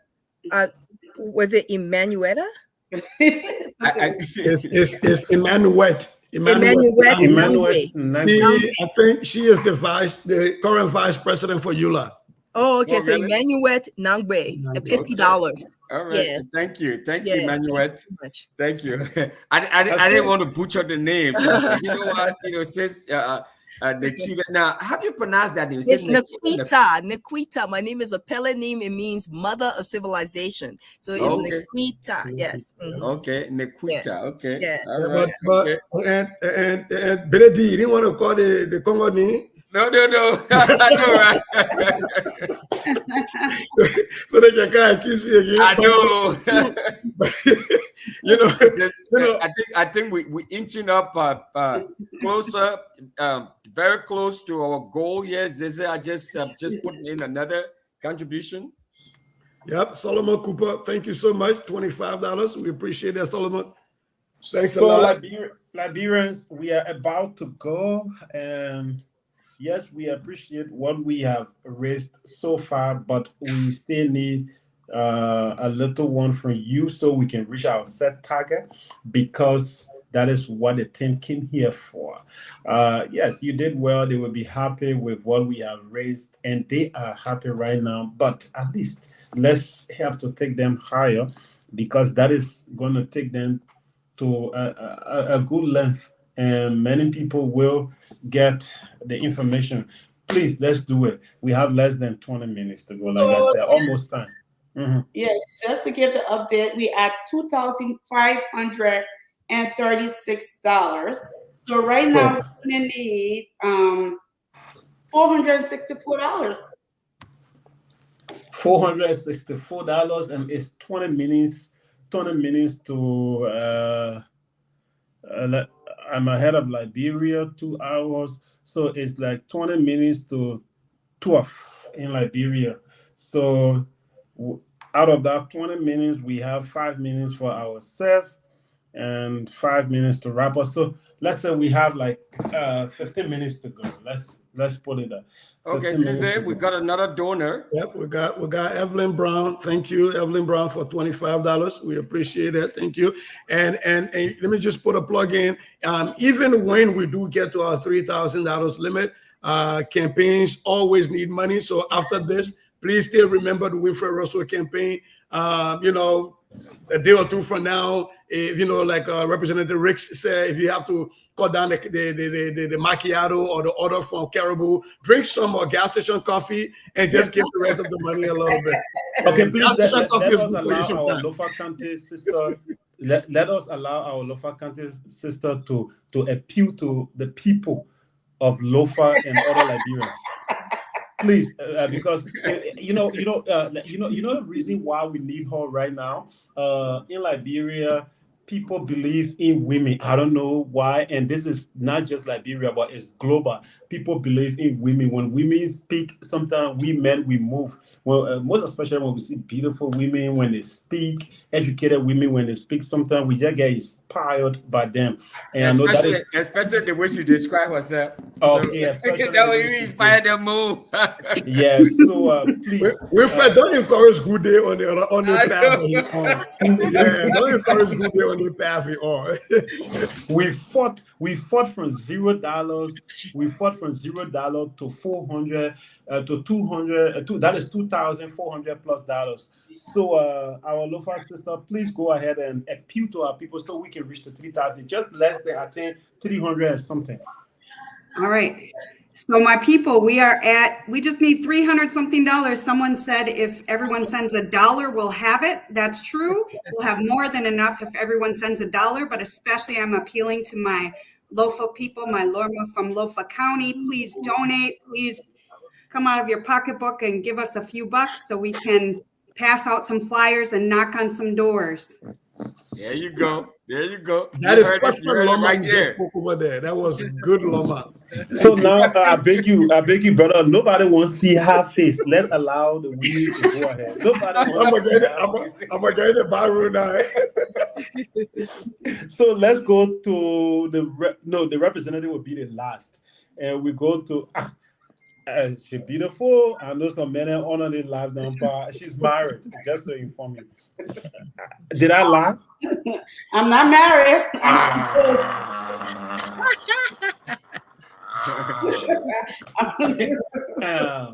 don't want to go far. She's not married. Different day will do the matchmaking show, man. I know. We don't call you here. We're looking for our money. Please, I beg you. We're not looking for any man. Even the candidate, we not need him right now.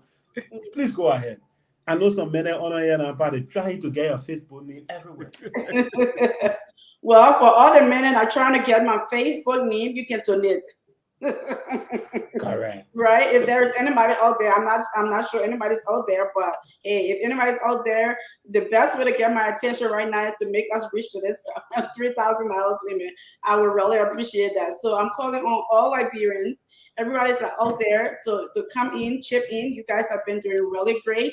We are appreciative of everything that you guys have done to reach this far, but I know we just need a little bit push to reach that line, to cross the line. So come on, people, we can do it. We can cross that line. We're asking you all to donate. Look in your pocketbooks. We only need like $400 and something now left to reach that mark. We can do it. I don't see us as people that fail or quit. We are winners. This just shows that we are winners if we reach to that mark. We do not quit. We keep working hard and we keep reaching there until we reach our mark. So come on, people. We are not going to quit on this. We can make it. We can reach the finish line.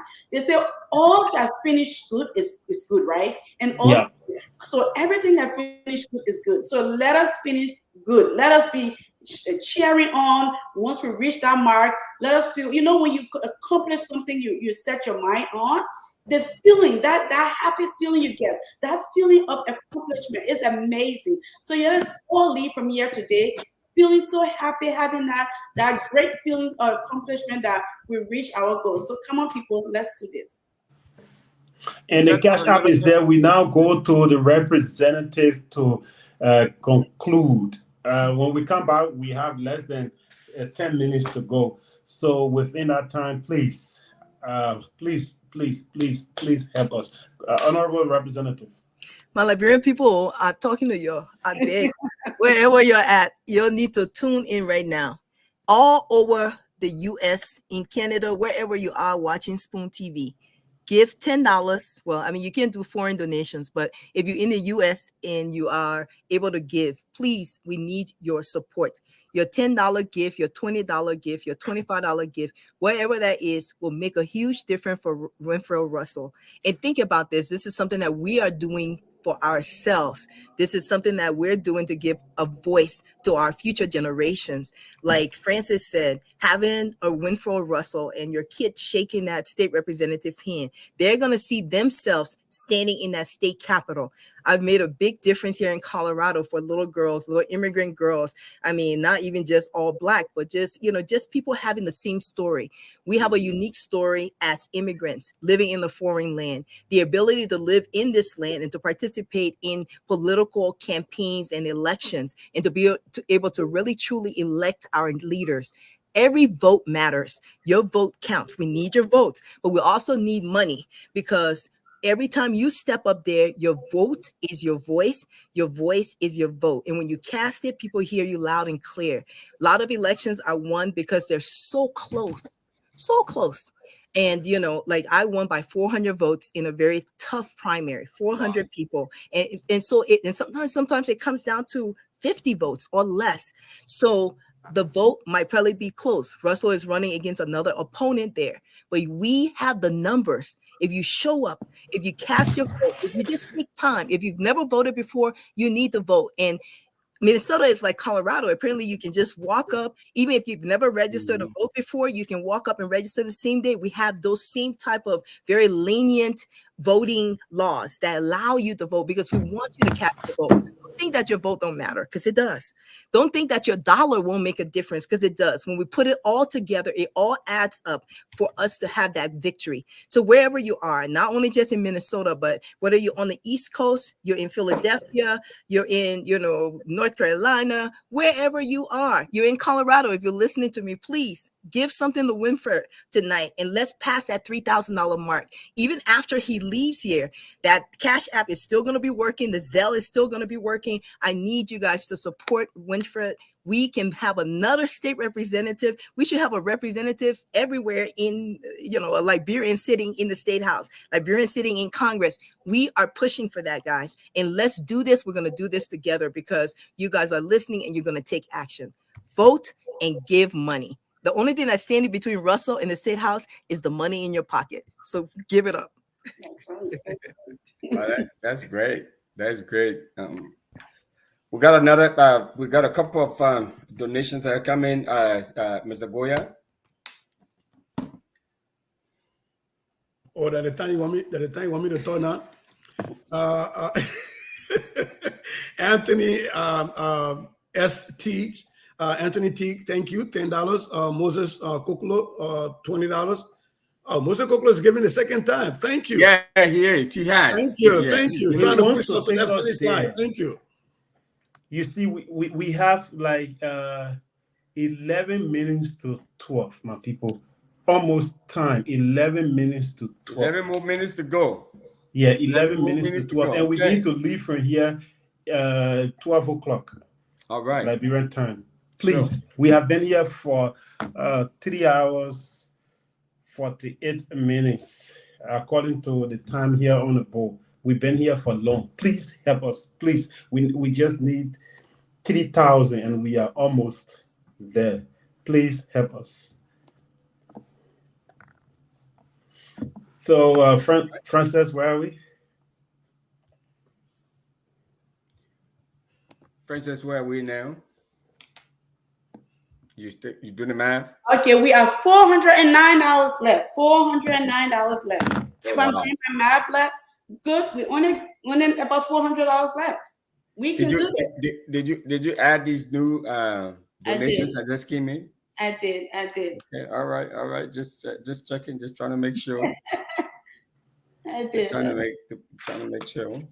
Okay, so yeah, the team can start to do a summary of why we are here, because we're nearing the time to go.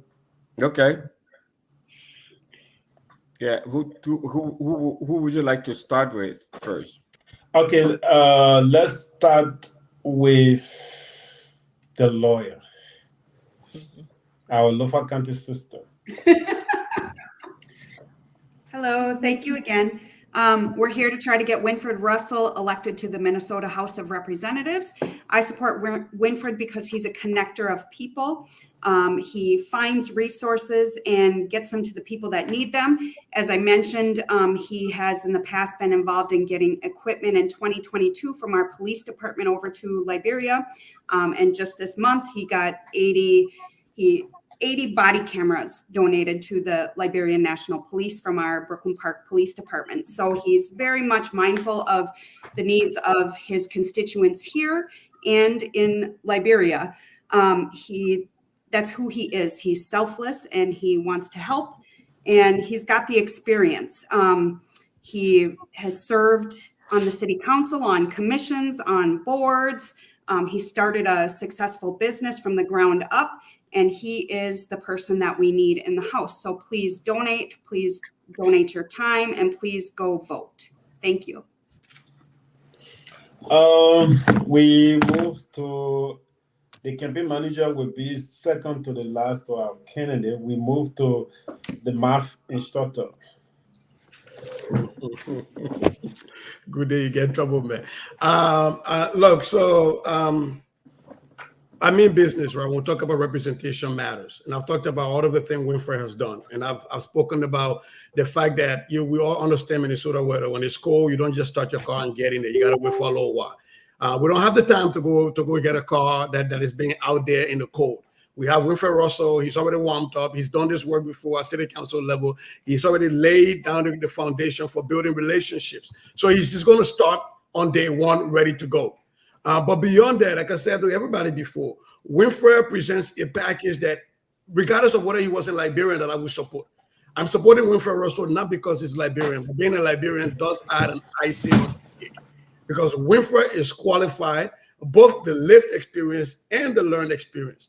Look, there is something unique about having somebody who understands you representing you. I can't tell you how much when Liberian kids or African kids or immigrant kids walk into my classroom when I was teaching math and say, my name is Cesar Goya and I'm from Lofa County. And you see how those kids will beam up and how they'll get ready to listen. We've been able to make changes in education here in Minnesota because we brought that with us. And it's always exciting when people walk in to see somebody who understands where they've been and who knows where they're trying to go. You don't have to use an interpreter, right? So I keep saying this, representation matters. Representation matters. But especially so, representation with somebody who's not going to be tokenized, but somebody who actually understands the work and who brings the talent and the passion. I'm actually asking all of you, all of the children that I was teaching your children before in Brooklyn Park, Brooklyn Center. Nah, Mr. Goya telling you, nah. Put your children's future first. Vote for Russell, because I do believe that he will make changes in education policy at the state level that will benefit all of our communities, especially our immigrant communities. Thank you. All right. Before we move to the representative and followed by the campaign manager, we are nearing the time, like 7 minutes to go. So please keep sending your contributions in. Let's move to the representative. So representation does matter. I totally agree with our teacher CZ Goya. I want to say that I know that there's a lot of other large immigrant populations there, and I've met some of them from Somalia. I've met them from different parts of the diaspora, and they all have representation in that state house.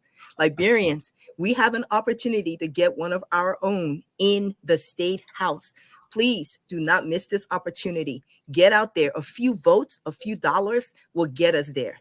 And this is a primary election, so it's important that he gets the majority so that he can be on the ballot and go in November. So get out there and do that. I'm going to challenge some of the names that I know in Minnesota right now. Benoni Grimes, if you haven't given, please give. If you've given, please give some more. Sony Kaba, Success Minor, Troken, Caroline Grimes, my cousin Tokba, who lives in Minnesota, please give. Ian from Minnesota. James, you own like a food store there. Please give Winfred help on that, and to donate. We need your help. We also have Octavius, who is the community organizer there in Minnesota, Minneapolis. So please, you guys need to give. And like I said, pastors, if you're listening, if you're hearing, please, you need to encourage your people to go and vote. Don't sit this election out. This is a very, very important time in our democracy. It's important that we get a voice. We got voices from the right side coming, the Trumpers and all these different people who we know what has happened during those types of administration. You want to make sure that people like Winfred gets in there, that has lived your life, the same life. We've come here for the better life, trying to create this American dream that we're all looking for. Your families are there. You guys have the numbers. Please don't let other places like my community, we're like one of the smallest Liberian communities, so get out there, guys. We got the numbers. Don't make a shame here. This is a serious, this will be a big shame for him not to get in there. Please do this. We need this, and you will feel good about it. So thank you.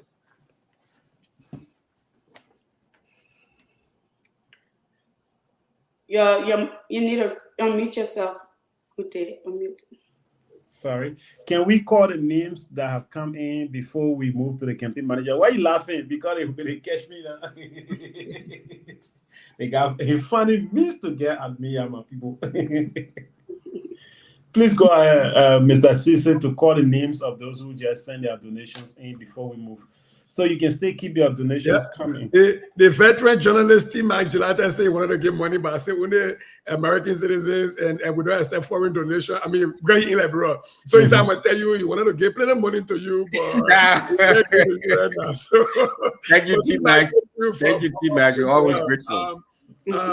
Amanda Smith, thank you for the $20. Paul T. Wisa, thank you for the $20, and William Dennis, thank you for the $20. Thank you so much, folks. Okay, to the campaign manager, and then we wrap up with the candidate because we are almost out of time. Right now we at 2,651, so balance $341. But just to wrap it up, we cannot overemphasize representation. I think you've heard that word so many times, and I mean it means a lot. Representation matters. And what better candidate? I think this is like a perfect storm, right? We have a candidate who is resilient. I mean, Winfred Russell keeps standing up for us over and over. No matter how many times he comes out here, I mean, he's won the city council, but there's 2 other times he came up. He lost the race, but he keeps standing up over and over. He would keep standing there. And what better person, what better character to have than to have somebody who is resilient, that does withstand the storm. That's to tell you, whatever we face in this community, Winfred Russell is able to stand for us and ride through the storm for us. So let's get up and support this man. He is a candidate to serve us. He has the experience, he has the passion, he has the heart to serve. We have no better candidate right now than him. And for those who may be on the fence because they're having some kind of personal issue towards him, what is the alternative? Would you prefer to have no representation than to have a flawed candidate? I would take a flawed person. And I don't know any politician that is perfect. Winfred Russell is not perfect. I'm not perfect. I don't know who is. So I would prefer to take an imperfect candidate than nobody, no representation. It's been too long that we have stayed in this community without having anybody at the seat of at the table. So we need, this is our chance, this is our opportunity. We cannot let this go by. So everybody, please get up, no matter how tired you are, no matter what side of the table you're on, your opinion. Let's do this for us and our community. Get up and vote. Please remember that early voting has already started. Is at if you live in the Brooklyn Park, is at Brooklyn Park City Hall. Is from Monday through Friday, 8 a.m. to 4:30. And if you live in Osceola, is at the Osceola City Hall at the same time, 8 a.m. to 4:30 p.m. So please get up and vote. And one last thing, we need volunteers. We need help. I am crying every day to ask people to come up and help me and to pass all these flyers. It's one thing for us to get the flyers, but it's another thing for us to get those flyers in voters' hands. So please come up and volunteer. Thank you. All right, we are out of time, so let's go to the candidate. While we are with the candidate, Francis, please just put all together for you to make the final pronouncement before we go. So let's hear from the candidate before we go. Okay, we just received $100. Yes, thank you. So, Martin Elizabeth Tuckman, maybe before you she get just done, contributed $100 to close us out. So this is a great way to say goodbye. I just wanted to say thanks to you, Good Day, and Stanton and Dr. Richardson, and all of the panelists. Fadiga, I know he's one of us from Minnesota. Isaac Doe, Mr. Jackson, I can't remember all these guys' name off the top of my head, but Mr. Kennedy, Paul Kennedy, and all of the panelists on Spoon, like to say we are very, very grateful and very, very appreciative. Our own Glendy Genius, she's hosted us on her own platform, and also she's a Spoon panelist. We'd like to say thank you. Thank you for all of the support you all have shown us and you've given us, the love. We are very, very appreciative and very grateful for all of what you've done. Again, my name is Winfred Russell. I am running for House District 38A in Brooklyn Park and Osceola in Minnesota. And I ask you for your support. You can still support us financially by going to our Cash App and making your donation. But more importantly, please show up to vote now at City Hall from 8 a.m. to 4:30 p.m. Monday through Friday. And we are looking for your support to provide representation. I'm only the vessel through which the community can access resources, can access power, can access services. So please, we need your vote. Like the Representative Rick said, we have the numbers. There's no question, but the numbers are not going to do anything for us if we don't show up to vote. If we don't show up to vote early, or we don't show up to vote during election day, which is August the 13th. But you can come out now and vote. So once again, thank you for this generous gesture, Spoon TV, and to Representative Ricks. Thanks for stopping by, for your contribution financially, and for all of what you've done for us. Try to push us through.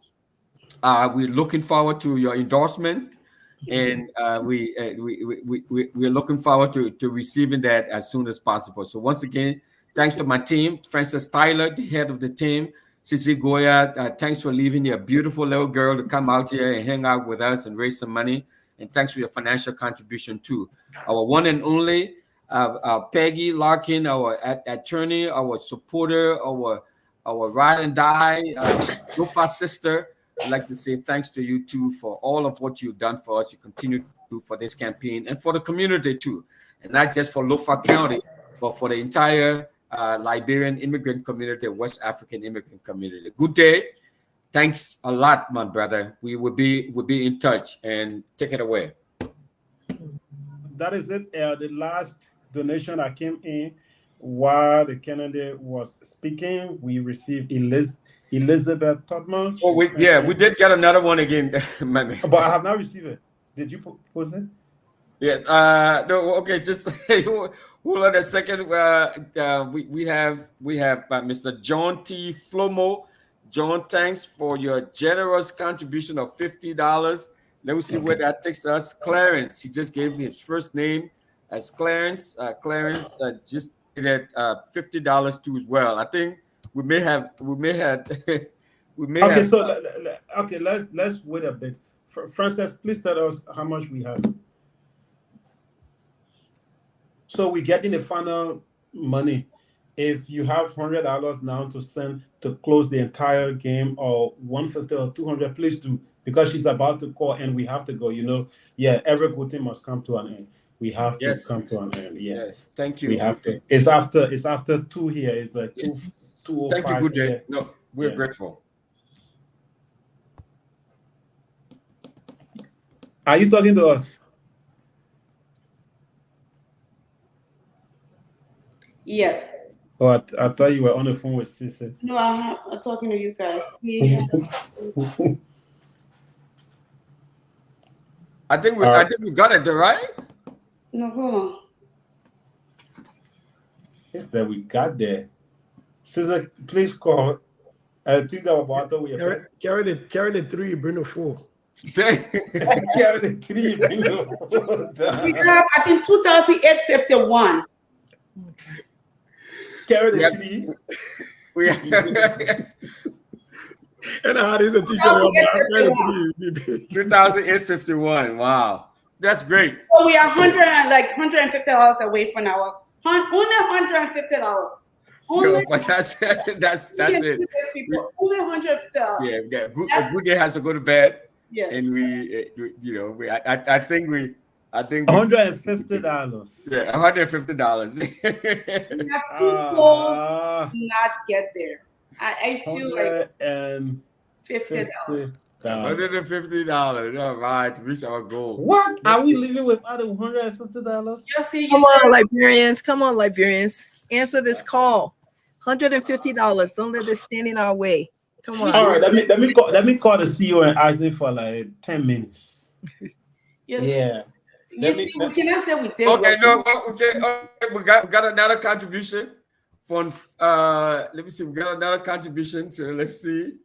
Yeah, keep it coming. We got another little contribution. Let me ask for at least like 10 minutes. Okay. I'm sure in 10 minutes we will be able to get that. Okay. He just approved the 10 minutes. 10 minutes, please.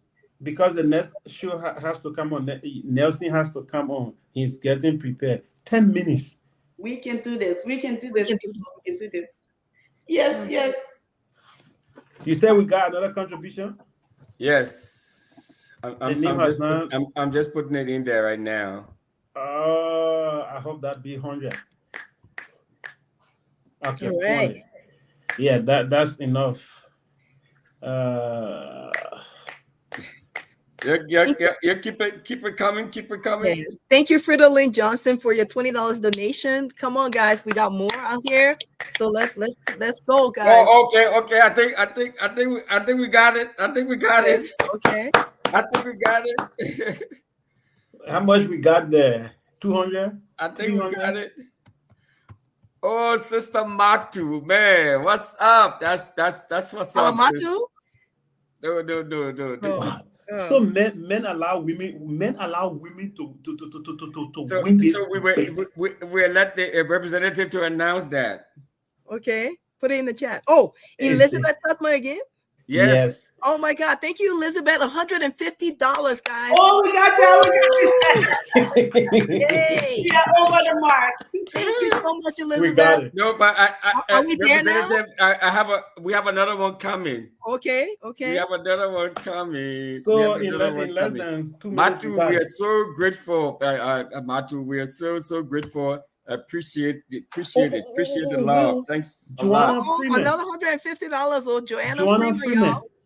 I told you Liberians, when Liberians get angry, Yeah, you're gonna So get Anna, angry. we'd like to You'll say be that, vexed. You'll be thanks really to you, Ms. Freeman. Thanks for your heartfelt, generous Yes. contribution, and for us meeting our target goal, the goal that we set out today, our targeted goal. We'd like to say thanks, and we are very grateful to you for that.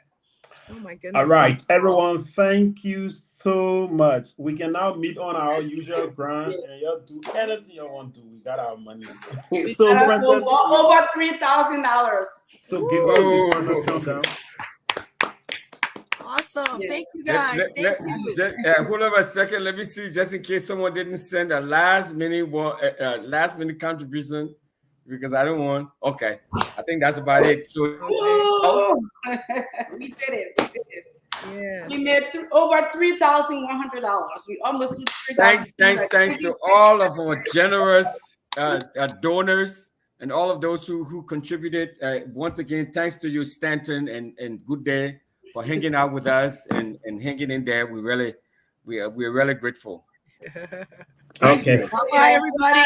So we see you, and I wish you guys good luck. Bye bye. Thank you. Thank you so much. Bye, Good Day. Thank Bye, you. everybody. Bye-bye. Right. Bye. All right, Frances, thank you. Oh, I think I need to go. There you go. Oh. All right, folks, thank you so much. Yeah, Casey, you can now come on. So, folks, this is how we love to come to the end of this edition, and I love to appreciate everyone who contributed to this cause. We help to empower our brother, and we also need to conclude by going out there to vote for him. Those of you who are in Minnesota, specifically in his district, you can go there and help. Okay, you can go there and help to contribute and vote for him on that day. And at least we reached 3,100 plus. So that was very good. And I appreciate all of our followers. You did not let us down. You reached the set goal. Thanks to the management for allowing them to come and raise this fund. You see, Spoon Talk is not just politics. The entire team gave this day out to a Liberian who is running to become a representative in America for his state. They give this platform to him to come and speak, to come and talk about his cause. And you see how we went far. We raised the set target. Till we meet again, my name is James Samuel Good Day Flomo. I hope to see you on Saturday. That is next week. Until then, have yourself a great time.